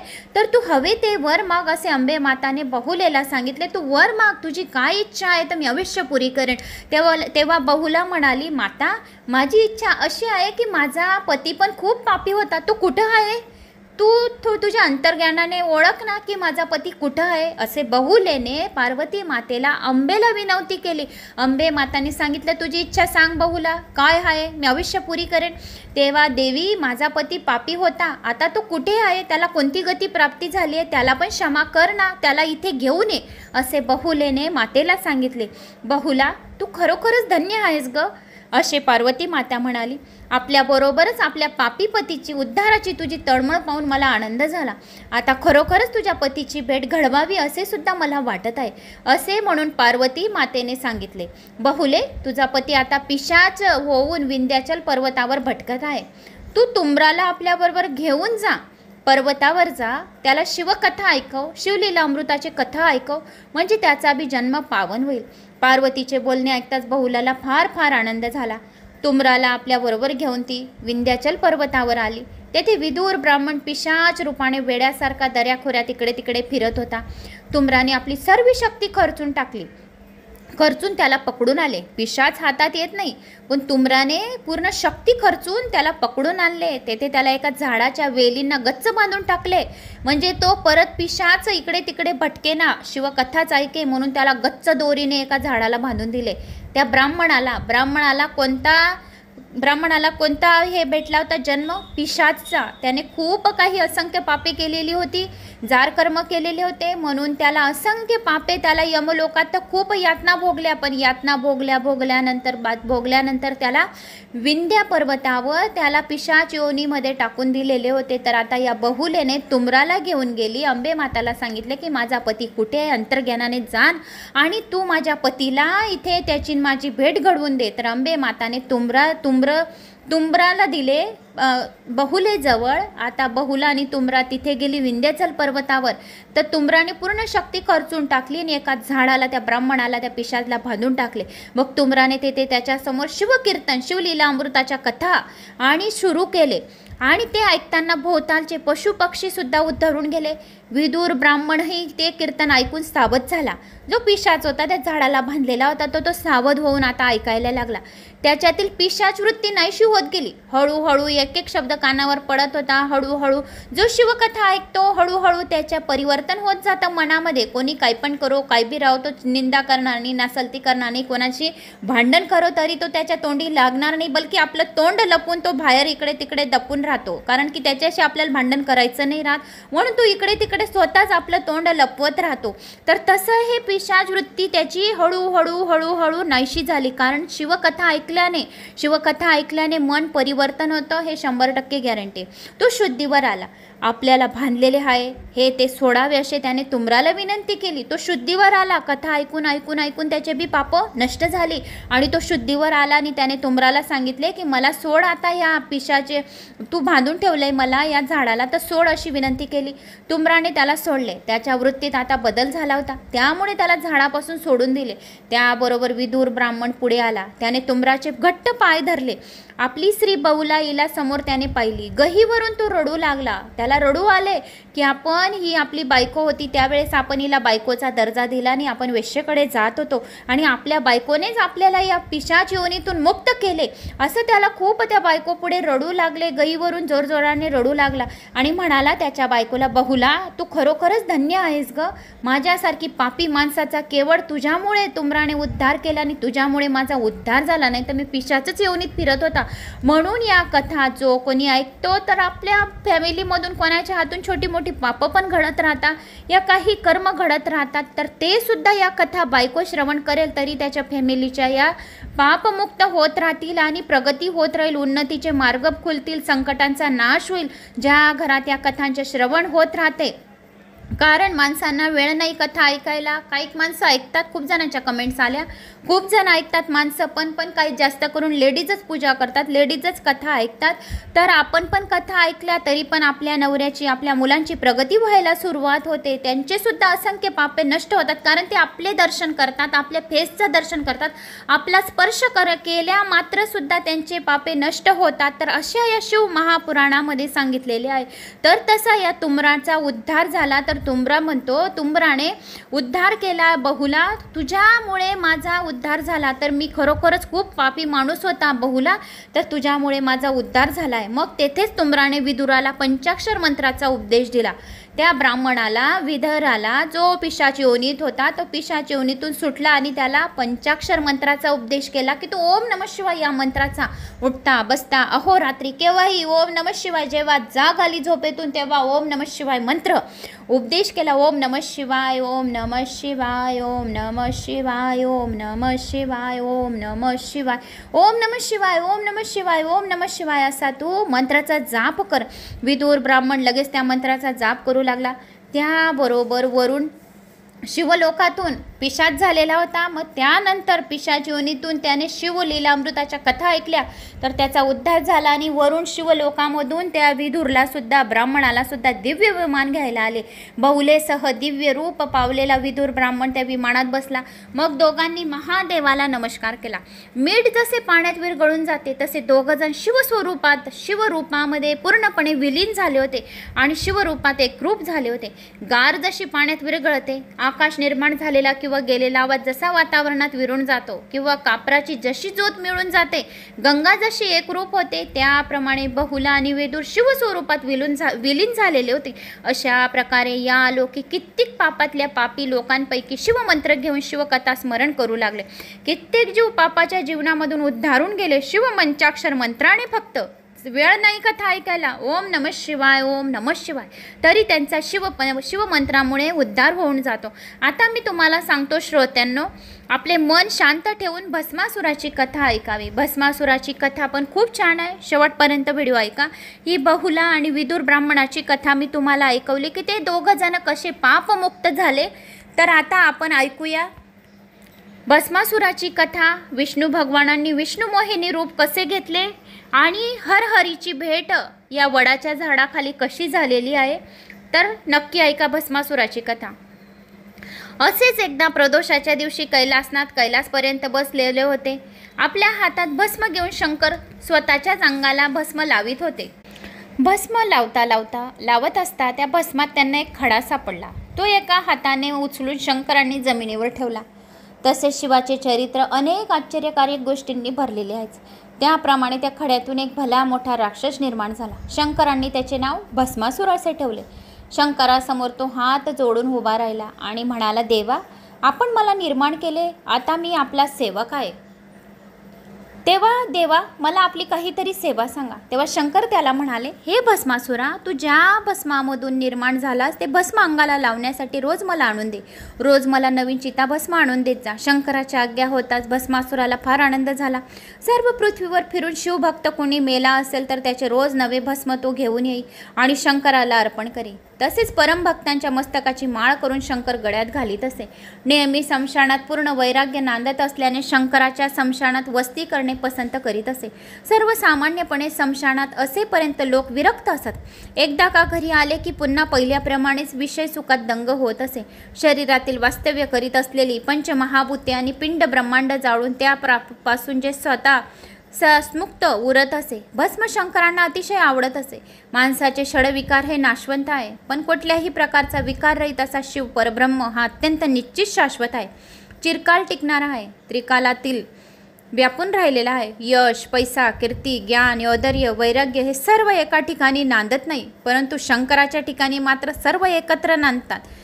कर्तृत्व, निवृत्व, भोक्तृत्व, विभूतत्व, शाश्वतत्व, सर्वज्ञत्व या 6 चिन्हांनी युक्त असलेले भगवान शंकर म्हणजे परब्रह्म, खरोखरच परिपूर्ण असा ब्रह्मानंद होय. अशा शंकरांनी स्वतःच भस्मासूर निर्माण करून त्याला भस्म आणायला पाठवले. भस्म आणण्याचे काम करता करता भस्मासूर गर्वाने फार उन्मत्त झाला होता. त्याच्या मनात अतिशय आसुरी विचार येऊ लागले. गायी आणि ब्राह्मण पाहिले की त्यांना मारून टाकावे असे त्याला वाटत होते. विष्णू आणि महेश यांनाही अन्य राक्षसांच्या मदतीने आपण जिंकून घ्यावे आणि त्यांचा संपूर्णपणे नाश करावा. अशा तऱ्हेने त्रिभुवन जिंकून इंद्राच्या ऐवजीच या त्रिभुवनावर स्वतःच राज्य करावे. त्यासाठी शंकरांना फसवले पाहिजे असा कपटी विचार आपल्या मनात ठेवून भस्मासूर एके दिवशी शंकरापाशी गेला आणि म्हणाला, भोलेनाथा, आज मी सर्व पृथ्वी हिंडलो. सारे गाव, रान, जंगल, स्मशान धुळे आली. अगदी पृथ्वीचा कानाकोपरा पण पालथा केला, पण मला शुद्ध भस्म कोठेही मिळाली नाही. माझा तर आतापर्यंतचा नेम आहे महादेवा, तुम्हाला रोज नवीन चिताभस्म आणून द्यायचे. तेव्हा आता माझ्या या नेमात खंड पडू नये यासाठी तुम्ही पार्वतीनाथा, आपण मी ज्याच्या डोक्यावर हात ठेवीन त्याचे मी भस्म करेल. या ज्याच्या डोक्यावर मी हात ठेवीन त्याचे भस्म होईल असा तुम्ही वर द्यावा. कपटी भस्मासुराने नाटकी नम्रपणे शंकराला लोटांगण घातले. निष्कपटी भोळा शंकर त्याच्या त्या नाटकाला फासला. लगेच वर द्यायला सिद्ध झाला. पार्वती मातेने अत्यंत त्वरेने शंकराचा हात धरला आणि म्हटले, देवा, जर त्याला हा वर दिला तर हा राक्षस सर्व पृथ्वी भस्म करेल. आधीच्या बोंबा मारायची बोंब होईल. फाल्गुनात असे होईल. नक्की माहीत आहे तुम्हाला की असल्या वाटेचरी करणारा राजानेच निरोप देऊन पाठवावे किंवा एखाद्या कामंद पुरुषास श्रीराज्यात मुख्य म्हणून नेमावे. दारू पिणाऱ्या व्यक्तीला अख्खे सिद्धीचे वन दाखवावे. तसा हा वर याला दिला तर हा एखाद्या भूतबाधा झालेल्या माणसाला जहाल विच्चू चावला. जो जसा थैतयाट नाचेल तसा हा भस्मासूर नंगा नाच करेल. तेव्हा तुम्ही याला काही हा वर देऊ नका असे पार्वती माताने शिवशंकराला सांगितले. कार्तिक स्वामी, गणपती, वीरभद्र, नंदिकेश्वर यांनी सर्वांनी सगळ्यांनी हेच शंकरांना सांगितले की या नाटकीला भस्मासुराला तुम्ही हा वर देऊ नका, कोणाच्या बी डोक्यावर हात ठेवेल आणि तो व्यक्ती भस्म होईल तर तुम्ही याला हा वर देऊ नका. पण शंकरांना हे पटले नाही. त्याने सर्वांचे म्हणणे डालवून दिले, कोणाचेच म्हणणे ऐकले नाही. भस्मासुराला वाटेल तो वर त्याने मागून देऊन दिला की जो कोणाच्या बी डोक्यावर हात ठेवेल त्याचे भस्म होईल. वर मिळताच भस्मासुर अतिशय आनंदाने थैथै नाचू लागला. त्याच्या झालेला आनंद अख्ख्या त्रिभुवनात त्याला भावेना. लगेच तो मृत्यू लोकात आला आणि संत, गायी, भक्त, ब्राह्मण यांना शोधून काढून भस्म करू लागला. सर्व अतिशय तपस्वी विद्वान अशा ऋषीचे त्याने भस्म केले. 56 देशाचे राजे शोधून त्याचे सुद्धा भस्म केले. सगळीकडे अनर्थ माजला. विद्वान ब्राह्मण आपल्या सर्व कुटुंबांसह भीतीने गुन्हातून लपून बसले. बहिरी ससाना पक्षी ज्याप्रमाणे आकाशातून झेप घेऊन आपले भक्ष्य अचूकपणे पकडतो तसा भस्मासूर सुद्धा आकाशातून झेप घेऊन हव्या त्या प्राण्यांचे पातक्षणी भस्म करतो. आता भस्मासुरापुढे कुणाचीच काही चालेना. जर एखाद्या नास्तिक माणूस वेडा वाकडा वरडू लागला तर पंडितांनाही त्याला मुळीच सुद्धा आवरता येत नाही. तसे भस्मासूर पुढे आता कुणाचीच काही युक्ती चालेना. शंकरांना मात्र गोष्टीची सुद्धा दाद फिकर नव्हती, कारण शंकरांना भस्म आणून देताना खोटेपणाचा तो अतिशय नम्रपणे तेथे उभा राहत असे, भस्म देऊन निघत असे. तर महादेवाला काहीच माहिती नव्हतं की हा काय काय धिंगाणा करत आहे. नंतर भस्मासुराने आपल्या मनात विचार केला, प्रथम आपल्याला मिळालेल्या वराचे इंद्राचे भस्म करावे, विष्णू लोकात जाऊन विष्णूचे भस्म करावे, शेवटी आपल्याला निर्माण करणाऱ्या महादेवाचे गंगाधराचे भस्म करावे आणि त्रिभुवनात सुंदर असलेली त्याची पत्नी आपण पार्वती हिरावून घ्यावी, असे भस्मासुराने मनात विचार केला. भस्मासुराच्या या कृत्याने पृथ्वीवर सर्वत्र आकार माजला. सर्व ऋषी, चारी वर्णांचे लोक विष्णूजवळ घराणे घेऊन आले आणि भस्मासुराची सर्व हकीकत त्यांनी विष्णूला सांगितली. ते सर्वजण म्हणाले, हे देवा, शंकराने काय केले? हे शंकराने त्याचे कष्ट कमी करण्यासाठी त्याचा नेम चुकू नये म्हणून वर देऊन बसला, पण त्याने आता आम्हा सर्वांना जगणे अशक्य केले. आपण पृथ्वीचे प्रतिपालक आहात, तेव्हा आम्ही सारे आता आपणास शरण आलो आहोत. आपण आम्हाला वाचवा. मग त्या सर्वांना घेऊन नारायण शंकरापाशी आला. भस्मासुराने त्रैलोक्याला कसे गांधले आहे त्याचे सविस्तर हकीकत सांगितली. त्याच्या संकटातून आता आम्ही एवढेच जगलो आहोत, पण भस्मासुराला कोठे आणि कसा येईल आणि डोक्यावर हात ठेवील सांगता येत नाही. शंकरा, मला तर तुमचा प्रांतही अजिबात सुरक्षित दिसत नाही. पार्वती मातेला सांभाळा. विष्णूने अगदी स्पष्टपणे सांगितले. एकंदरीत तुमच्या सर्व हकीकतेवरून भस्मासुराचे मरण आता जवळ आले आहे असे मला दिसते. आता तुम्ही निश्चितपणे आपापल्या घरी जा, असे त्यांना शंकर म्हणाले. तेवढ्यात भस्मासुरच नेहमीच्या नाटकीपणाने जेथे आला, आपले घराणे घेऊन तेथे आला. जमवाकडे त्याने आपली क्रूर दृष्टी फेकली. येथे जे जे आले आहेत त्याचे उद्या भस्म करायचे असे त्याने ठरवले. आपल्या मनाशी निश्चय केला. भस्मासुराला पाहताच रागावलेला शंकर म्हणाले, हे राक्षसा, तुझ्या भल्यासाठी मी तुला वर दिला आणि तू त्याचा गैरफायदा घेतला. तुला तर मी वर दिला, पण तू तुझा पृथ्वीचा संहार केलास. तुला लाज वाटते का? तू तर पक्का दगाबाज निघाला, असे महादेवाने भस्मासुराला सांगितले. त्याबरोबर भस्मासुरही रागाने म्हणाला, वर देण्यापूर्वी तू विचार करायला हवा होता ना. मला मिळालेल्या शक्तीचा मी काय पण उपभोग घेऊ. तू वर का दिला मला? तू विचार केला असता, असा भस्मासूर महादेवाला म्हणाला. तुला म्हाताऱ्याला इतकी सुंदर बायको हवी कशाला? मला देऊन टाक मुकाट्याने. आता मी तुझ्याच मस्तकावर हात ठेवतो, असा भस्मासूर महादेवाला म्हणत होते की म्हाताऱ्याला तुला इतकी सुंदर बायको कशाला? मला देऊन टाक मुकाट्याने गुपचूप, नाहीतर तुझ्याच मस्तकावर हात ठेवतो. भवानी उठून घरात निघून गेली. तिच्याकडे कामदृष्टीने बघत भस्मासूर म्हणाला, अशी जाऊन तू कुठे जाणार आहे? शिवाच्या आधी भस्म करेल आणि मी तुला पळून नेईन. शंकराच्या मस्तकावर हात ठेवण्यासाठी तो असुर पुढे आला. त्याबरोबर तेथे जमा झालेले ऋषी मुनी सर्व पळू लागले. उमानाथांनी त्याच्यापासून वाचवण्यासाठी पळायला सुरुवात केली. अरे जोगाड्या, थांब, पडतोच कुठे? आता मी तुझे भस्म करून अंगाला तुझी राग फासतो, असे म्हणत भस्मासूर शंकराच्या मागे मागे मागे धावू लागला. खरोखर वेदशास्त्रांचा ज्याचा पार कधी लागला नाही, वेदशास्त्रांना ज्याचा पार कधी लागला नाही, त्या मायेचे चक्र चालवणाऱ्या शंकरांना त्याने निर्माण केलेल्या भस्मासूर धरू पाहत होता. पडता पडता एकदम शंकरांना आपण पकडले असे वाटत तेवढ्यात तो दूर गेलेले दिसत. असा भस्मासूर कोटी वर्षपर्यंत शंकराच्या मागे धावत होता. पण सर्वेश्वर आहे, शंकर आहे, त्याच्या हातास अजिबात लागत नव्हते, कारण ते शंकर आहेत. त्याच्या हातात कशाला लागतील? सर्व विद्या एकत्र करून खोकली झाली. मदनाला जाणणाऱ्या शंकरांना पकडता येणे शक्य नव्हते. तरी पण भस्मासुराला मात्र याची जाणीव नव्हती. तो आपल्याला मिळालेला वर म्हणजे एक दिव्य शक्ती समजत होता. त्याला असं वाटत होतं जो मला वर दिला आहे ते अगदी दिव्य शक्ती आहे, म्हणजे आपल्या हातून महादेवाचे सुद्धा मरण आहे असे त्याला वाटत होते. त्यामुळे तो आता स्वतःला अजिंक्य आणि अमर समजत होता आणि गर्वाने अगदी धुंद झाला होता. त्याला सारासार विवेक राहिलेला नव्हता. पण जे प्रेमळ भक्त होते त्यांच्याकडे मात्र आपोआप शंकर ओढले जात होते. उमेसह त्या भक्तांच्या घरी अगदी आनंदात राहत होते. तप, बल, विद्या आणि धन यासारख्या जोरावर त्रिभुवनाचे नियंत्रण आपल्या शंकरांना धरून ठेवू पाहणारे मूर्ख ठरत होते. अशा गर्वाने जे अंध होतात ते जन्म मरण्याचे फेरे सतत पुन्हा पुन्हा घालवित असतात. असो, अशा रीतीने अहंकाराने उन्मत्त झालेल्या भस्मासुराला शंकर कधीही सापडणे शक्यच नव्हते. इकडे भवानीने सर्वांवरील संकट निवारण्यासाठी आपल्या बंधूंची श्री विष्णूंची प्रार्थना आरंभली. हे कमलनायना, कमलेच्या प्रियकरा, जगाला वंद्य असणारा जनार्दना, जगरक्षका, चक्रधरा, भवभय हरणाऱ्या शेषशायी भगवंता, तू आता प्रकट हो. विष्णूंनी जेव्हा साक्षात भवानीची प्रार्थना केली त्याबरोबर सुंदर मोहिनीचे रूप धारण केले. विष्णू भगवानांनी भस्मासूर राक्षसाला आडवे झाले. वडाच्या झाडाचे रूप घेऊन शंकर उभे होते. अत्यंत सुंदर आणि लावण्य यवनेने बहारलेल्या मोहिनीला पाहताच भस्मासूर अगदी वेडा झाला. मोहिनीचे स्वरूप बघायला आकाशातील सर्व देवांची वस्ती दाटी झाली होती. अष्टनायिकेचे सौंदर्य अत्यंत मोहक असलेल्या त्या मोहिनीच्या पायाच्या अंगठ्यावरून ओवाळून टाकावे इतकी सुंदर दिसत होती मोहिनी.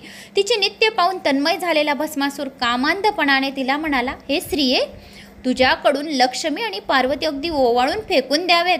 तुझे सुंदर मुखकमल बघून माझे प्राण अगदी कासावीत झाले आहेस. तुझ्या अति तीक्ष्ण अशा यौवन्याच्या नयन बाणांनी माझ्या मनाचा हरिण झालाय. मी तर अगदी तुझ्याकडे बघून मी अगदी जखमी झालाय. तो पहा, तुझ्या पावलांचा माघावा घेत घेत वसंत ऋतू येत आहे.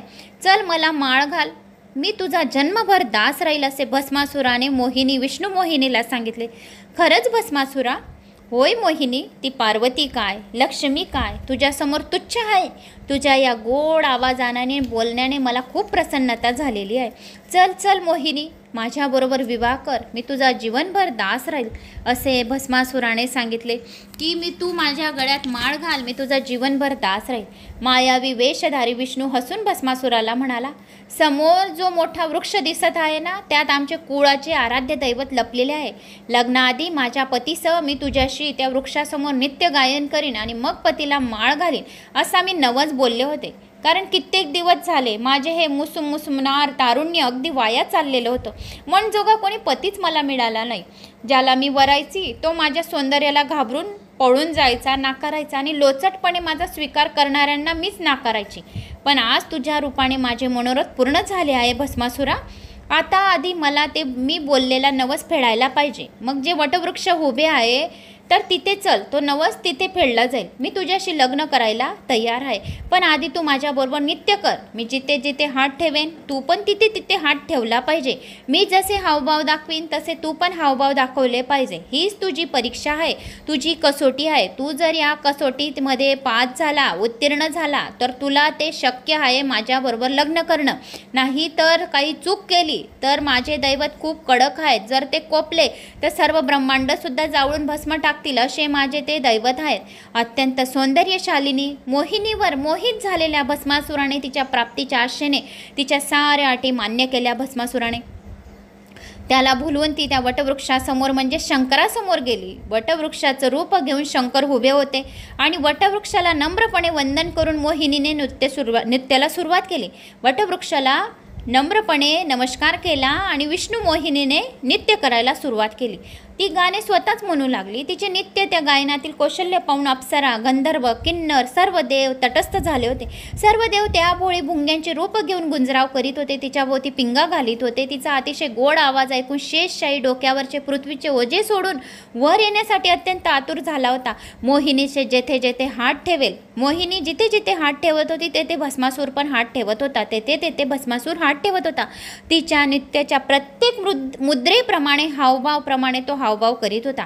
मोहिनी प्राप्त झालेल्या आनंदात बेमान होऊन तल्लीन होऊन तो नाचत होता. घायाळ नजरेने मोहिनीकडे पाहत होता, तसे हातवारे करत होता, नाचत होता. नाचता नाचता शेवटी मोहिनीने आपले हात आपल्या मस्तकावर ठेवले.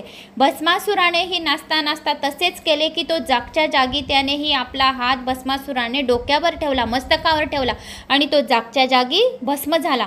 त्या क्षणी मोहिनीचे रूप टाकून विष्णू पुन्हा चतुर्भुज रूपात प्रकटले. वटवृक्षाचे रूप सोडून शंकर पुन्हा मूळ रूपामध्ये प्रकटले आणि तेथेच हरहरींनी एकमेकांना कडकडून मिठी दिली. देवांनी वर दोघांच्यावर पुष्पवर्षाव केला. हरहरीच्या भेटाचा मिलनाचा दोघांनी मिलन तेथे वटवृक्षाखाली केले. मूळ रूपात शंकर आले आणि विष्णू सुद्धा मोहिनी रूप सोडून विष्णू आणि शंकर दोघांनी हरहरीची भेट कडकडून मिठी मारून घेतली. कडकडून मिठी मारली. देवांनी वरून दोघांच्यावर पुष्पवर्षाव केला, कारण भस्मासुराच्या नाशाने त्रैलोक्यावरचे संकट टळले होते. मोहिनीचे सुंदर रूप पाहता शंकर सुद्धा संयम विसरले होते. त्यामुळे शंकराचे वीर्य खलन झाले होते. भूमीवर पडता पडता त्यांचे 8 भाग झाले. ते अष्टभैरव बनले. अष्टभैरव कोणते कोणते? असितांग, रुरु, चंड, क्रोध, उन्मंत, कपाल, भीषण आणि सहार अशी त्यांची नावे. जे अष्टभैरव बनले. शिवाच्या अंशापासून शिवाचे वीर्य विष्णूला बघितल्याबरोबर वीर्य खलन झाले, तर अष्टभैरवांचे 8 रूप बनले. असे हे शिवाचे अंश आहेत. त्यांची नावे मी आता जी बोलली ती त्यांची नावे. भस्मासूर मेल्याची बातमी कळताच त्रिभुवनात अतिशय आनंद पसरला. शंकर आणि विष्णू हातात हात घालून अतिशय आनंदाने कैलास पर्वतावर नाचू लागले. अंबिकेने दोघांची पूजा केली. खरोखरच दोघांची लीला अगाध आहे. त्या दोघांची पूजा केल्याने जगदंबेला फार आनंद मिळाला. श्रोत्याहो, पुढील कथा तर अमृताहून बी सुंदर आहे. शिव पार्वतीचा विवाह, कार्तिक स्वामीचा जन्म पुढच्या कथेत आहे. आता मी तुम्हाला जे काही सांगणार आहे, या जी काही कथा सांगितली ती तुम्ही लक्ष देऊन ऐकावी. या अध्यायात कैलास आणि वैकुंठ दोघेही एक झालेले आहे, म्हणून जो कोणी ही कथा ऐकेल त्याला कैलास लोकाची आणि वैकुंठ लोकाची प्राप्ती झाली. सर्व पापे त्याचे जळून भस्म झाले. त्यांच्या कुळाचा उद्धार झाला. त्यांच्या 72 पिढ्यांपर्यंत कोणी जर नरकामध्ये पडलं असेल तर त्यांच्या 72 पिढ्यांमधील नरक यातनामधून पित्तर बाहेर आले आणि मोक्षाची प्राप्ती झाली. अशा या कथेमध्ये स्वतः शिवाने सांगितले आहे. तर असे या कथा शिव पार्वतीच्या ज्या कथा आहे, तर या कथा जो ऐकतो त्याच्या सिंहासनाच्या पर्व काळामध्ये स्नान केल्याची पुण्यफळाची प्राप्ती झाली. जेव्हा कुंभमेळा लागतो तर त्या कुंभमेळ्यामध्ये ज्या वेळेस स्नान करतात, तर ही कथा त्याने कुंभमेळ्यामध्ये स्नान केले असे समजावे. ज्याने पण ही कथा ऐकली असे स्वतः शिवाने सांगितले, त्याला शिवलोकाची प्राप्ती झाली. आणि शिवलीला आपणास कथन करताना श्रीधर स्वामी ब्रह्मानंद सांगत आहे की ज्यांनी ही कथा ऐकली त्याने अमृत पिले असे समजावे. त्याला सुरुवात करते. 13व्या अध्यायात अभूतपूर्व असे शिवगौरीचे लग्न झाले. दोघांपासून कार्तिक स्वामीचा जन्म झाला. आता कार्तिक स्वामी आणि गजानन यांच्या लहानपणाची एक गोष्ट सांगते, ती ऐका. गणपती आणि कार्तिक स्वामी दोघंही लहान होते. ते दोघंही पार्वतीला फार फार प्रिय होते. ती त्यांचे खूप खूप लाड कोड कौतुक करायची व दोघे सुद्धा पार्वतीला विसरत नसत, दृष्टीआड होऊ देत नसत. ते पार्वती मातेच्या मागे मागे फिरत असत. एकदा गजाननाला मांडीवर घेऊन पार्वती त्याला स्तनपान देत होती. सोंडेने दूध ओढून गणेश अगदी आरामात लोळत होता.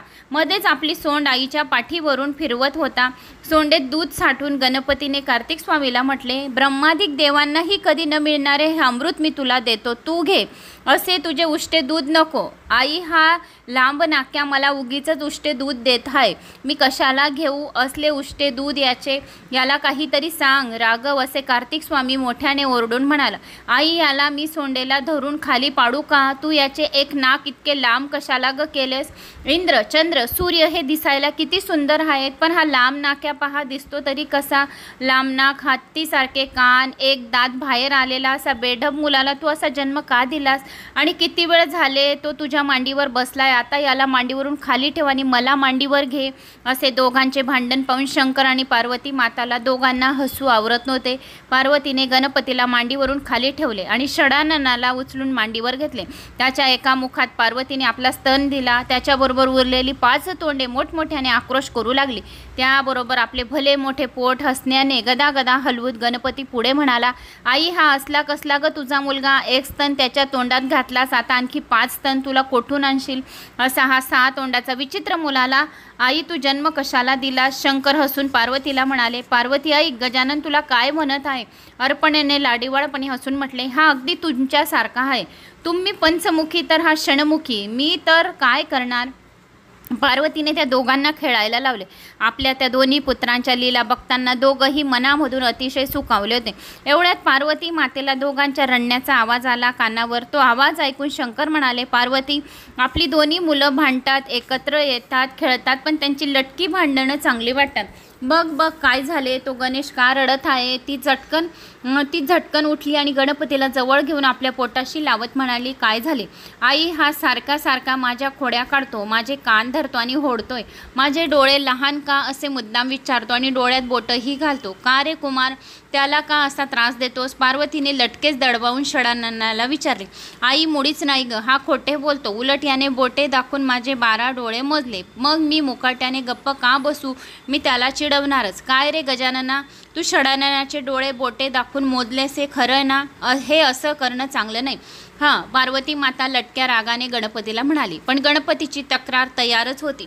अगं आई, हा माझी सोंड किती घालून मोजतो, याला मार दे पाहू, गणपती म्हणाला. हे ऐकून मग कुमार काय गप्प बसणार आहे? काय म्हणून मलाच मार, तू माझे हात नाही मोजलेस? तो म्हणाला, आई हा मला सारखा सारखा म्हणतो तू फार मोदक खातोस म्हणून तुझे पोट असे भले मोठे आहे. मी अघाशी आहे का ग आई? तुम्ही दोघंही शहाणे आहात. असे म्हणून पार्वतीने दोघांना हवे ते दिले. पोरे पुन्हा खेळू लागली. त्यांचे भांडण केव्हांचे संपले होते. मुलांचे सारे कोड कौतुक इतका वेळ शंकर आनंदाने बघत बसले होते. मुले खेळायला निघून जातात. जगदंबा त्याच्याजवळ बसली. शंकराकडे बघता बघता तिला एकदम हसू आले. का हसली? शंकरांनी तिला विचारले. अहो, तुमच्या त्या जटाभारात मला एक स्त्रीसारखी आकृती दिसत आहे. खरोखर तुमची करणी अद्भुत आहे हे मात्र खरे. हे सुंदरी अर्पणे, अगं मी माझ्या मस्तकावर जल धारण केले आहे ना, म्हणून तुला तसा भास होत आहे. अहो सदाशिवा, मी त्या डोक्यावरच्या पाण्यात मला अगदी स्पष्टपणे श्रीमुख कमल दिसत आहे. मग हा भास कसा असू शकेल बरं? हे बिंबाधरे, तू मनात काहीतरी शंका घेऊ नको. ते श्रीमुख नाही तर पाण्यात उगवलेले टवटवीत असणारे दिसणारे कमळ आहे. अहो व्याघ्रचर्म वसना, तुमच्या डोक्यावरचे असलेले काळेभोर कुरळे केससुद्धा मला अगदी स्पष्ट दिसत आहे. अगं अर्पणे, त्या कमळाच्या सुवासाला भुलून अनेक भुंगे गुंजराव करीत पिंगा घालीत कमळावर येऊन बसले आहेत. केस कसे दिसतील? काहीतरी नसते प्रश्न विचारत बसते तू पण. नात, त्या कमळाला अतिशय सुंदर भुव्यासुद्धा कशा दिसतात हो? तुमच्या मायेची अद्भुत करणी स्मृतीसुद्धा जाणू शकत नाही. मी तरी कशी काय जाणणार म्हणा? वेडे, तुझी दृष्टी बिघडली आहे का? त्या पाण्यावरच्या सुंदर लहरी तुझ्या भुव्यासारख्या दिसतात म्हणून विचारतो. ही मनगाचे जामात उद्गारले. पती देवा, तिथे तिचे सुंदर काळेभोर डोळेही मला दिसत आहे. त्याचे काय? अगं अर्पणे, जरा नीट निरखून पहा ना, ते डोळे नाहीत, पाण्यातले पोहणारे मासे आहेत मासे. राजीवा, अहो कमंडलू सारखे स्तन युगलाही दिसतायत तिथं मला. मग ते खरं खरं सांगा बरं. पार्वती म्हणाली, अगं तुला आज असं झालंय तरी काय? चक्रवाक पक्षी आकाशात विहार करता करता उतरून गंगेच्या दोन्ही तीरावर येऊन अलगद बसले आहेत आणि तू पुरे झाली. मी जर काही म्हणाले तर तुमची असली मखलाशी कधी संपायची नाही. एकाचे अनेक करून हे त्रिभुवन निर्माण करणारे तुम्ही, तुमच्या पुढे माझा काय पाळ लागणार? मौन सर्वार्थ साधनम म्हणतात, त्याप्रमाणे आपले मौन धरावे हेच चांगले. अर्पणा म्हणाली. मग दोघांनी सारीपाट मांडून खेळायला सुरुवात केली. खेळायला लागून थोडा वेळ झाला आणि इतक्यात विना वाजवत नारद मुनी तेथे आले आणि दोघांमध्ये रंगलेला खेळ पाहत बसले. खेळ बघता बघता ते म्हणाले, अहो देवेश्वरा, शंकरा, असा खेळ म्हणजे मिळमिळीत वाटतो. बुवा, काहीतरी पण लावून खेळायला हवे तरच त्यात मजा. शंकर पार्वती दोघांनीही कल्पना फार फार आवडली. जो जिंकेल त्याला आपल्या जवळची वस्तू दुसऱ्याने द्यावी असे म्हटले. सोंगाट्याचा डाव ठाकला. पहिला डाव अर्पणेने जिंकला. शंकराचे व्याघ्रंबर तिने जिंकून घेतले. तेव्हा ते पाहून नारदाला हसू आले. दुसऱ्या डावासाठी सोंगाट्या टाकण्यात आले आणि तो दुसरा डावही भवानीने जिंकला आणि शंकराचे गजचर्म तिने काढून घेतले आणि मग मज्जा झाली. ती सोंगाट्याचा टाकत होती आणि प्रत्येक डाव पार्वती जिंकत होती. असे एकामागे एक डाव जिंकत शंकराची कौपिन, आयुध्य, भूषणे असे सर्व काही तिने काढून घेतले आणि शंकर अगदी खरोखर दिगंबर झाला. तेव्हा शंकर पार्वतीला म्हणाले, पार्वती, तूच सगळे डाव जिंकून मला अगदी नग्न केले, स्पेशल पराभव केला. त्याबरोबर गदा गदा हसून नारद मुनी म्हणाले, शंकरा, एका स्त्रीने तुम्हाला जिंकून घेतले. अरे रे रे, आतापर्यंतचा तुमचा महिमा अगदी फुकट आहे. ही सर्व सृष्टी मायाधीन आहे. स्त्रीची पार्वती मातेची आहे, हेच खरे. तू निर्गुण निराकार, तुला काय करता येणार म्हणा. हे सर्व चराचर या स्त्रीच्या स्वाधीन आहे. तुला तिने सगुण रूप दिले म्हणून तुला हे मोठेपणा मिळाले, नाही तर तुला कोण विचारत होते. हे शंकरा, अरे आता तू मायेचा झालास, मायाधीन झालास, मग आता तुझ्या भक्तांना तू काय सांगशील बरं. असे बोलून हळूच कळ लावून नारद मुनी तेथून निघून गेले. त्यांचे असले टोचणारे बोलणे ऐकून शंकर रुसले आणि सर्व संग परित्याग करून निघून जाऊन लपून बसले. कोणाला त्याचा पत्ता अजिबात सापडेना. जगदंबा आपल्या सर्व मैत्रिणींना घेऊन एकूण एका रानावनात फिरून आली. डोंगर, दऱ्या, मठ, गुहा सगळीकडे अगदी झाडून शोधले, पण शंकर काही सापडले नाहीत. सर्व तीर्थस्थाने शोधली, पण शंकराचा पत्ता लागेना. डोळे मिटून सतत ध्यान करणाऱ्या, नग्न राहून मौन व्रत धरून सतत चिंतन करणाऱ्या, सतत फक्त 1 किंवा 2 पायावर उभे राहून फक्त वायूवर जगणाऱ्या, अशी विविध प्रकारे तपस्या करणाऱ्या अनेक तपस्व्यांनी पार्वतीने शंकराचा ठाव ठिकाणा विचारला, पण त्यांनाही काही सांगता आले नाही. 64 कला आणि 14 विद्या या सगळ्या एकत्र यज्ञ करून याग करून शोध घेण्याचा प्रयत्न केला, तरी तो फसला. तेथे अनंत शक्तीची स्वामिनी असलेली पार्वती सुद्धा दमली. तेथे तिच्याहून सामान्य असणाऱ्या इतराची काय कथा. शिवरूप आपल्या दृष्टीस पडण्यासाठी अनेक देवदेवता तप करीत होते. सगळे वेद सुद्धा प्रयत्न करीत होते. ऋग्वेदाने कर्मयोग समजावून सांगितला, यजुर्वेदाने नवनवीन गोष्टीचे ज्ञान दिले, अथर्ववेदाने उत्तम प्रकारची उपासना शिकवली, सामवेदाने न्यायशास्त्र सांगितले, सर्व वेदांनी मिळून एकच सांगितले, ईश्वर हा सर्वात सामर्थ्यवान आहे, जीव हा फार फार लहान आहे, तो ईश्वरासारखा कधीच होऊ शकत नाही, ईश्वराचे पद तो कधी घेऊ शकत नाही. भीमास्कानी कर्ममार्ग स्थापला. सख्यांनी आपला प्रकृती पुरुष विभाग समजावून सांगितला. पतंजलीने योगशास्त्र सांगितले. व्याकरणात विविध शब्द विभागाची माहिती दिली, पण हे सर्व जे उरले म्हणजे ब्रह्म होय आणि शंकर म्हणजे ब्रह्मानंद होय. या शास्त्रांना अगम्य असे सापडणे अत्यंत कठीण आहे. अशा या प्रत्यक्ष ब्रह्मानंद असणाऱ्या शंकराच्या नावाने मोठमोठ्या हाका मारत पार्वती घनदाट अरण्यात फिरू लागली. शेवटी काकळुतीला येऊन शंकराने शरण जाऊन म्हणाले, प्राणवल्लभा, नारदाने आपल्यास खिजवले आणि मी हसले, ही माझी चूकच झाली, त्याबद्दल मला क्षमा करा, पण आपले दर्शन द्या. शेवटी सर्व तत्वे शोधता शोधता एकदम ज्याप्रमाणे शासकात्कार व्हावा त्याप्रमाणे अचानक हिमालयात स्वातमुखात तल्लीन झालेले शंकर पार्वतीला दिसले. वा सवारी, माझ्या माहेरी येऊ राहुली काय. हिमालयाच्या म्हणजे सासऱ्याच्या गोड मायेत पहा, जावयाची कशी डोळे मिटून समाधी लागली आहे. पार्वती मनाशी बोलू लागले. सासरच्या घरी राहून डोळे मिटून शंकर तल्लीन होऊन बसले होते. अर्पणेशी मनात विचार केला, माझ्या याच रूपात जर मी त्याच्याजवळ गेले तर शंकर नक्की चिडतील, तेव्हा वेश बदलायला हवा. मग कोणता बरे वेश घ्यावा. हे डोंगरात बसलेत म्हणजे डोंगरातल्या भिलींचाच वेश घ्यावा झालं. मनात येचात अर्पणेने आदिवासी भिलिनीचे रूप धारण केले. ती मोराच्या पिसाचे सुंदर वस्त्र नेसली आणि फुलांचा सुंदरसा शृंगार करून ती शंकराजवळ गेली. तेथे जाऊन तिने गोड आवाजात गाणे म्हणायला सुरुवात केली. गाणे म्हणता म्हणता पैंजनाच्या झंकारात नृत्य करायला सुरुवात केली. अत्यंत मधुर आवाजात गाणे व उत्तम नृत्य ती करीत होती. अप्सरा, यक्ष, किन्नर सर्व विमानात बसून पार्वतीचे नित्य गायन ऐकत होते आणि गायन ऐकून ते नित्य पाहून ते सर्वजण आश्चर्यचकित झाले होते. तिचे स्वर्गीय गाणे ऐकून वनातील सर्व श्वासदे आपले वैर विसरून गेले. खाणे सोडून तिच्या भोवती येऊन बसले. गाणे ऐकू लागली. नद्या आपले विहाने विसरल्या. बारा एकदम स्तब्ध झाला. पृथ्वीचा भार दूर फेकून देऊन वर येऊन गाणे ऐकावे असे शोषाला सुद्धा वाटू लागले. पार्वतीच्या अंगाचा सुवास दाही दिशात पसरला. अत्यंत तल्लीन होऊन नृत्य करताना पार्वती चेहऱ्यावर सुंदर सुंदर भाव दाखवित होती आणि ते पाहण्यासाठी निरनिराळे रूपे घेऊन देवसुद्धा स्वर्ग सोडून पृथ्वीवर उतरले होते. चंद्रकिरणांनी आपली शीतलता आणि सूर्यकिरणांनी आपली दाहकता पूर्णपणाने सोडून दिली होती. देवाच्या सर्व स्त्रियाही अगदी तन्मय होऊन पार्वतीच्या नित्य गायन पाहत होत्या. आधी मायेची माया प्रत्यक्ष देवही जाणू शकत नाही, मग तर तिचे वर्णन इतराने कसे करावे बरं. भिलेने रूपी पार्वतीचे दात हिऱ्यासारखे अत्यंत तेजाने लखलखत होते. दगड धोंड्यावर सुद्धा ते तेज पडले की तेही हिऱ्यासारखे जगमगू लागत असे. अंगाचा सुवास आकाशात सर्वत्र कोंदला होता. जेथे तिची नाजूक पावले पडत तेथे सुंदर सुवासिक कमळे उगत आणि त्याच्या आकर्षणाने लुब्ध होऊन वसंत ऋतू तेथे फेऱ्यावर फेरे घालीत होता. अगदी विजेसारखे तिचे अंग लवत होते. विजेसारखे तेज पसरले होते. शेवटी शंकरांनी आपले डोळे उघडले. त्यावेळी पार्वती नित्य करीतच होती. तिच्या हातातील कंकणे आणि पायातले पैंजण तिला चांगल्या प्रकारे साथ करीत होते. आपल्या सुंदर भुवयातून कटाक्षरूपी नजरेचे बाण फेकून तिने शंकराला जखमी केले. त्याचे मन जिंकले. शंकर भिलिनीकडे आकर्षित झाले आणि आपले तप विसरून भिलिनीची चौकशी करू लागले. हे सुंदरी, तू खरोखरच कोण आहेस? तुझ्यासारखी सुंदर स्त्री अद्याप मी त्रिभुवनात पाहिली नाही. तुझा सुंदर मुखचंद्रमा पाहून चकोराप्रमाणे मी अत्यंत घायाळ झालो आहे. तू माझ्याशी विवाह कर. तुझ्या स्पर्शासाठी अत्यंत आतुर झालो आहे. खरोखरच तू माझे हरण केले आहे व त्यामुळे तुझा बनलो आहे. उमेसारखी खूप सुंदर पत्नी आणि कैलासासारखे सुंदर घर सोडून तुम्ही येथे येऊन बसलात. मी तर परणारी आहे, मग मी तुमच्याशी विवाह कसा करू शकेन?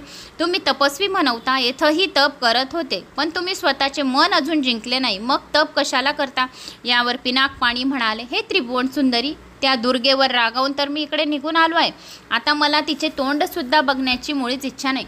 स्वप्नातसुद्धा मला तिची थोडी आठवण येत नाही. अहो, पण माझा नवरा तर फार रागीट आहे. त्याला जर हे कळाले तर तो खूप रागावेल आणि रागाच्या भरात सारे त्रिभुवनसुद्धा जाळून टाकेल. असू दे, तो रागीट असला तरी पण मला त्या पार्वतीचा रागच आलेला आहे.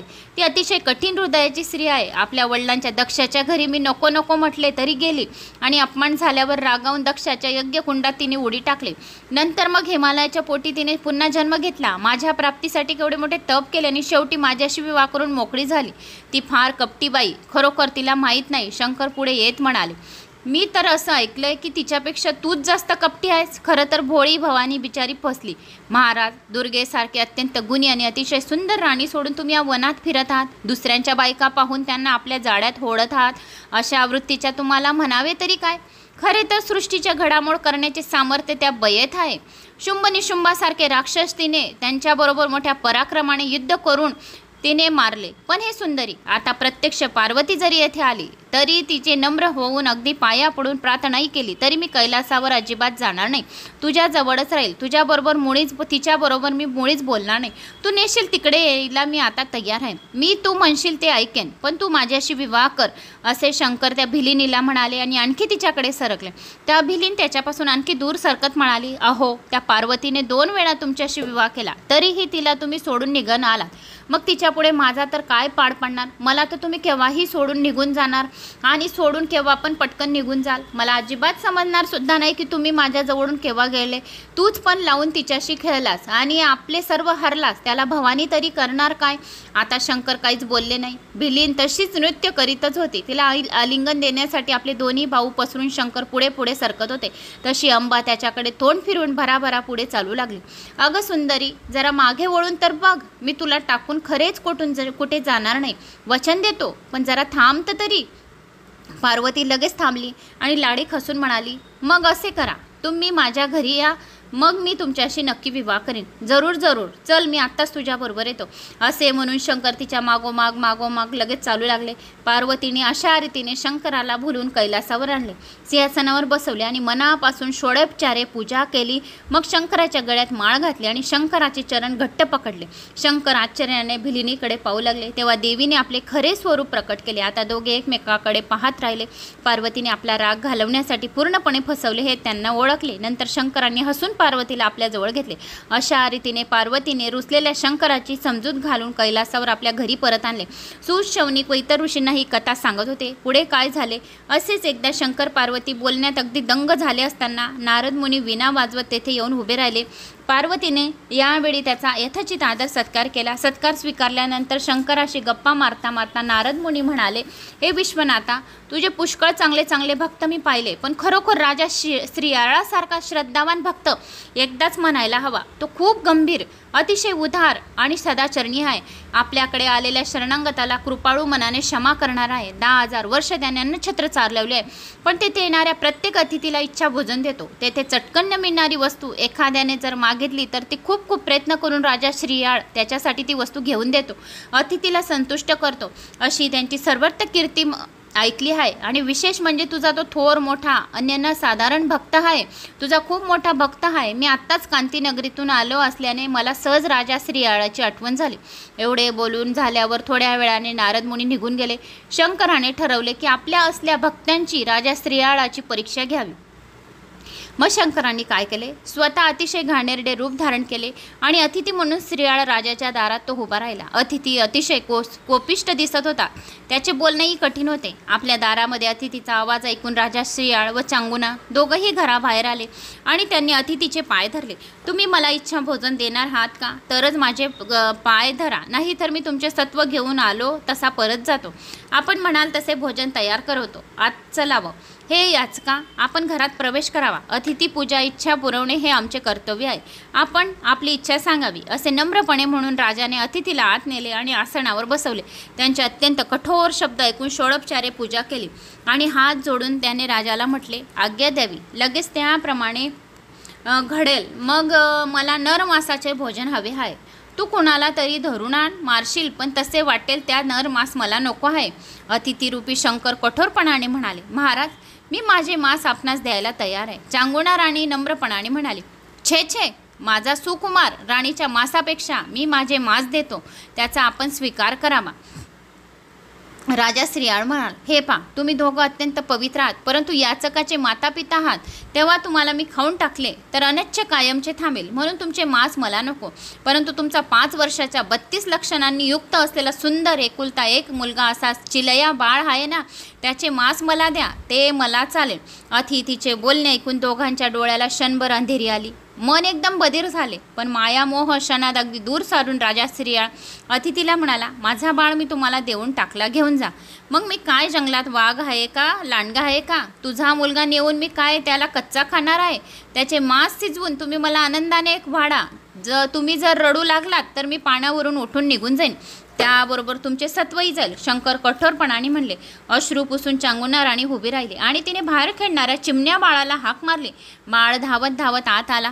आल्याबरोबर आई, वडील आणि अतिथी सर्वांना नमस्कार करून आईला म्हणाला, मला का बोलावलंस आई? हे आपले अतिथी भोजनासाठी तुझं मांस मागत आहे, त्यांना संतुष्ट करण्यासाठी म्हणून हाक मारली. एवढंच ना, हा माझा देह मी कधीच शिवाला अर्पण केला आहे, त्याचा मला मुळीच मोह नाही. मला खाऊन जरी अतिथी महाराज प्रसन्न झाले, संतोष झाले, तर प्रत्यक्ष शंकर माझ्यावर प्रसन्न झाले असे मी समजेल. मी यासाठी तयार आहे, असे त्या चांगुन्या बाळाने 5 वर्षाच्या बाळाने आपल्या आईला म्हटले. चांगुनेने आपल्या बाळाला कडेवर उचलून हात नेले, त्याला हृदयाशी घट्ट धरले, त्यांचे चुंबन घेतले. आई, मी पुन्हा तुझ्या पोटी जन्म घेईन, आता शोक करू नकोस. उगीच अतिथींना उशीर होईल ना, तर मला लवकर मार आणि त्यांना माझं मांस शिजवून खायला दे, असा तर चांगुना आपल्या आईला म्हणाला. आपल्या मनातील माया मोह दूर सारून चांगुनेने चिलया बाळाला ठार मारले. त्याचे शिर तसेच ठेवून दिले. अंगाचे मांस काढून घेतले आणि त्याचा स्वयंपाक केला. अतिथी देवा, भोजनाला चलावं. आपल्या इच्छाप्रमाणे आमचा एकुलता एक बाळाचं मांस आम्ही भक्षण करून संतुष्ट व्हावं. अनंत ब्रह्मांडाचा समाचार घेणाऱ्या भगवान शंकराने चांगुनेने आपल्या मुलाचे शिर ठेवून दिले आहे. अंतर्ज्ञानाने समजल्याशिवाय थोडेच राहणार आहे. ते परमपिता आहे, देवादिदेव महादेव आहे. त्यांना आपल्या अंतरात्मामध्ये आपण कुठल्या भावनेने पूजा, सेवा, अर्चना शिवाची करतो हे सर्व त्याला माहिती आहे. त्याला कपट, चपट, दिखावा चालत नाही. भोळी भक्ती जो कोणी करेल, पहिले तांदूळ वाहतील, नंतर पाणी वाहतील, पहिले तीळ वाहतील, नंतर पाणी वाहतील, तरी बी भोळा महादेव भोळ्या भक्तीचा भुकेला आहे. त्याला कपट आणि चपट, दिखावा चालत नाही. म्हणून भोळ्या महादेवाला संपूर्ण समजून गेलं अंतर्ज्ञानाने की या मुलाचे शिर ठेवून दिले आहे आणि त्याचे मांस मला खायला दिलेलं आहे, म्हणून समजल्याशिवाय थोडी राहणार आहे. नाना नाटकी शंकर न जेवता तसेच उठून चालायला लागला. राजा सियाळ व चांगुनाने त्यांना अडवले आणि ते रुष्ट होऊन जाण्याचे कारण विचारले. आमच्या हातून काही अपराध घडला का, असे विचारून क्षमा मागितली. मानवाचा सर्व गांत्रात शिर हे अतिशय मुख्य असताना तुम्ही ते ठेवून दिले. आणि अतिथी महाराज, आम्ही हे शिर कमळही आनंदाने शिजवून आपल्याला वाढतो, रागू नका. आमच्या अज्ञानामुळे काही चूक झाली असेल तर क्षमा करा. अतिथी पुन्हा आसनावर येऊन बसला. त्याने चांगुनेला ते चिलया बाळाचे शिर बाहेर आणून त्याच्या देखत उखळ्यात काढून काढायची आज्ञा दिली आणि पुन्हा एकदा कठोरपणे बजावले. जर तुझ्या नेत्रात अश्रू आले तर पुत्र गेलाच आहे, मी सत्वही घेऊन जाईन. चांगुनेने हृदयावर दगड ठेवून आनंदाने आतून चिलया बाळाचे शिर आणले. निजसत्वाचे उखळ करून धैर्याचे मुसळ हातात धरून अतिशय निर्धनाने ती बाळाचे शिर कांडत होती. राजाच्या अगत्य व चांगुनेचा निर्धार पाहून अतिथीरूपी शंकर मनात अतिशय सद्गती झाला, प्रसन्न झाला. पण तरीही त्याने गाणी गात गात हे काम कर, नुसते मुख्याने कांडू नकोस असे सांगितले. ती कोमल हृदयी, अतिशय सुकुमार, अत्यंत सुंदर अशी चांगुना अतिथीच्या आज्ञाप्रमाणे गाऊ लागली. गाण्याचा आशय असा होता, हे सुकुमार चिलया बाळा, माझ्या उदरी तू आलास आणि मी खरोखरच धन्य झाले. सुकुमारा, माझ्या मुसळाचे घाव तुझ्या मस्तकाला लागत आहे. मला त्याची पूर्णपणाने जाणीव आहे. आता तुझ्याशिवाय मी खरेच भिकारी झाले आहे. अतिशय दुबळी झाली आहे. मला आता पुन्हा पाना फुटला आहे. कुचंकी बाहेर दुग्धधारा वाहत आहे. त्यांचा भूमीवर अभिषेक होत आहे. बाळा, हे अतिथी आता जेवून राजद्वारे बाहेर गेले की मी या देहाचा त्याग करून तुझ्या मागोमाग लगेच येईन. बाळा, तू एकटाच कैलासाच्या वाटेने कशाला जातोस? थोडा वेळ वाटेतच थांब आणि मलाही तुझ्याबरोबर घेऊन चल. तू एवढे मोठे पुण्य प्राप्त करून प्रत्यक्ष कैलासाची प्राप्ती करून घेतल्यास मी तुझ्याबरोबर आले तर माझाही खरोखर उद्धार होईल. पाण्या वाचून जसा एखादा मासा तडफडतो तसे मी तुझ्या वाचून आता तडफडत आहे. मी अशी क्रूर बनली आहे. आता मी लोकांना तोंड तरी कसे काय दाखवू? मला लाज वाटत आहे. तू जर जीवनाचे सार्थक करून खरोखर शिवपदास गेला आहेस, पण संपूर्ण त्रिभुवनात तुझ्यासारखा बाळ शोधून सुद्धा सापडणार नाही.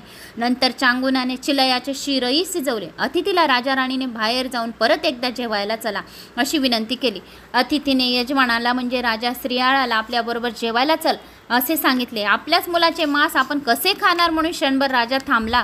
तेव्हा चांगुना राणी धीराने म्हणाली, नृपश्रेष्ठ, आता तुम्ही आपले सत्व जाऊ देऊ नका. आपल्या घरी आलेल्या अतिथीला विनमुख पाठवू नका.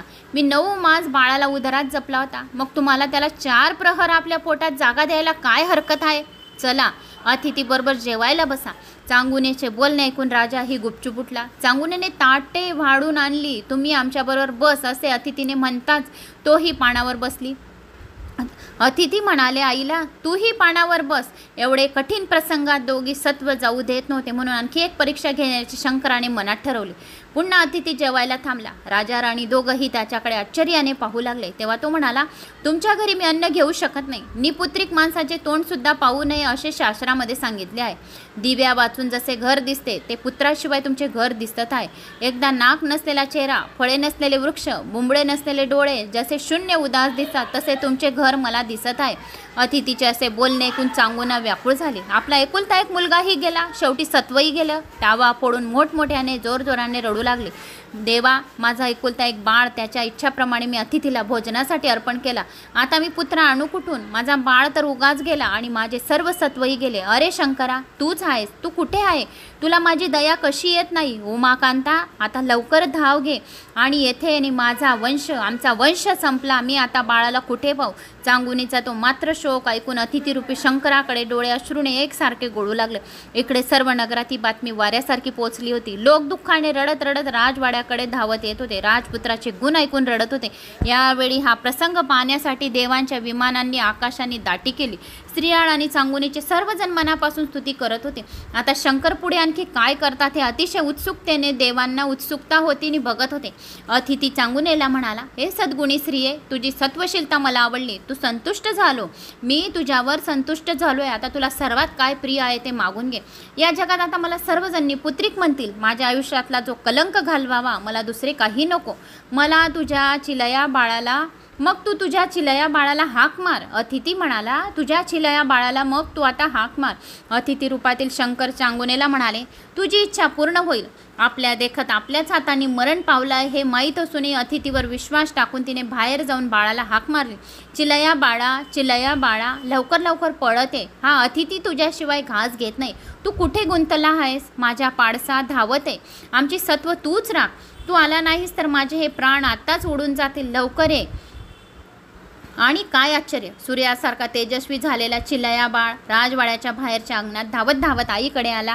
माय लेकरांची ती भेट पाहून राजा श्रीयाळही प्रेमाने भारावला होता. त्याच्या डोळ्यात आनंदाचे अश्रू उभे राहिले. त्याने हात जोडून शंकराचे स्मरण केले. राजा शियाळ सत्व परीक्षेत उतरला हे पाहून भगवान शंकरही मनापासून संतुष्ट झाले आणि अतिथी रूपी टाकून शंकर स्वतःच्या रूपात प्रकट झाले. त्यांनी चिलया बाळाला हृदयाशी धरले. सियाळ व चांगुणा शंकराच्या पाया पडली. सर्व देवांनी वरून पुष्पवृष्टी केली. सर्व नगरात आनंदी आनंद वातावरण झाले. लोक राजाकडे धावत येऊ लागले. मंगलवाद्य वाजू लागली. चिलया बाळाला राजाच्या गादीवर बसून प्रधानांच्या हातात सर्व राज्य कारभार देऊन शंकरांनी पाठवलेल्या विमानात बसून राजा सियाळ व राणी चांगुना शिवपदाला जाऊन पोचली. कांतीनगरात सौख्य सागर उजबळला. श्रीधर स्वामी म्हणतात, असा हा ब्रह्मानंद अभंग आहे. तो कधीच नाहीसा होत नाही. जो कोणी हा अध्याय मनापासून श्रद्धेने श्रवण पठन करतो, कोणाला शेअर करतो, त्यांच्या मुलाबाळांचे आयुष्य वाढते, अखंड सौभाग्याची प्राप्ती होते. तो लवकरच शिवलोकी प्राप्त होतं आणि वैकुंठ लोकाची त्याला प्राप्ती होते. 12 ज्योतिर्लिंगांमध्ये स्नान केल्याची प्राप्ती होते असे स्वतः शिवाने सांगितले. अशा रीतीने 14 भुवनांचे सार सांगण्यासाठी 14 अध्याय सांगितले. हा अध्याय म्हणजे 14 विद्यांचा सार आहे. 14 रत्नांचे प्रकाश एकत्रित या अध्यायात झालेला आहे. हा अध्याय नुसते श्रवण केले, श्रवण मात्रे आपल्या हातून लिहिलेले भक्तिग्रंथांचे मनापासून संरक्षण केले. या अध्यायामुळे शंकरांचा जरी नुसता ध्यास लागला किंवा यातील अर्थाला अनुमोदन दिले तरी यापैकी केले तरी सर्वांना सारखे फळ मिळेल. शिवशंकर त्यांच्यावर प्रसन्न होईल, त्यांच्यावर कृपा करेल, अशा भक्तांच्या आईप्रमाणे रक्षण करेल. या भक्तांना आयुष्य, आरोग्य, ऐश्वर्य सर्व काही ताबडतोब मिळेल. धनधान्य मिळेल. 7 जन्माची दुःख दारिद्र्य दूर होतील. पितृदोष दूर होतील. वास्तुदोष दूर होतील. नवग्रह दोष असेल तर तो दूर होईल. त्यांच्या मुलांच्या सर्व इच्छा कामना पूर्ण होतील. त्यांच्या मनातील सर्व चित्तवादी नष्ट होतील. जिला पुत्र नसेल तिला पुत्र प्राप्त होईल. पुष्कळ दिवस भेटलेला बंधू किंवा पिता अकस्मात येऊन भेटेल. मनाला तृप्ती लाभेल. असलेले काही कर्ज असेल ते सहजतेने लवकर पिटेल. घरात लक्ष्मी नांदेल. सारे शत्रू नष्ट होतील. ज्याच्या घरी या ग्रंथाचे नियमित रूपाने पारायण होतं, या ग्रंथाचे रोज श्रवण होतो, त्यांच्या घरी शिवभक्त असा पुत्र जन्माला येईल. ज्या घरात फक्त ग्रंथ असेल या घरात भूषपिशाच अजिबात पाऊल टाकणार नाही. जो कोणी हा अध्याय ऐकेल त्याच्या घरी भूत पिशाच राहणार नाहीत आणि नजर दोषापासून दूर राहतील. या ग्रंथाचे सलगतेने असे 3 महिने पारायण जर केले या अध्यायाचे तर सर्व संकटांचा संपूर्ण नाश होतो. सोमवारी, शिवरात्रीला किंवा प्रदोष काळी या ग्रंथाची या अध्यायाची पूजा जर केली आणि सुचिर्भित होऊन स्वस्थपणे झोपले तर शंकर स्वप्नात दर्शन देईल, स्वतः दर्शन देतील. जे जे संकट असेल त्यांचा नाश होईल. असे श्रीधर स्वामींनी आपल्या माता पित्यांना अत्यंत आदराने नम्रपणाने बंधूने शके 1640 मध्ये फाल्गुन महिन्यातील पौर्णिमेला हा ग्रंथ लिहून पूर्ण केला. ही अर्पणा जीवना कर्पूर गौरा ब्रह्मनंद जगद्वारा दयानिधे शंकरा तुला भक्तिभावाने माझा नमस्कार.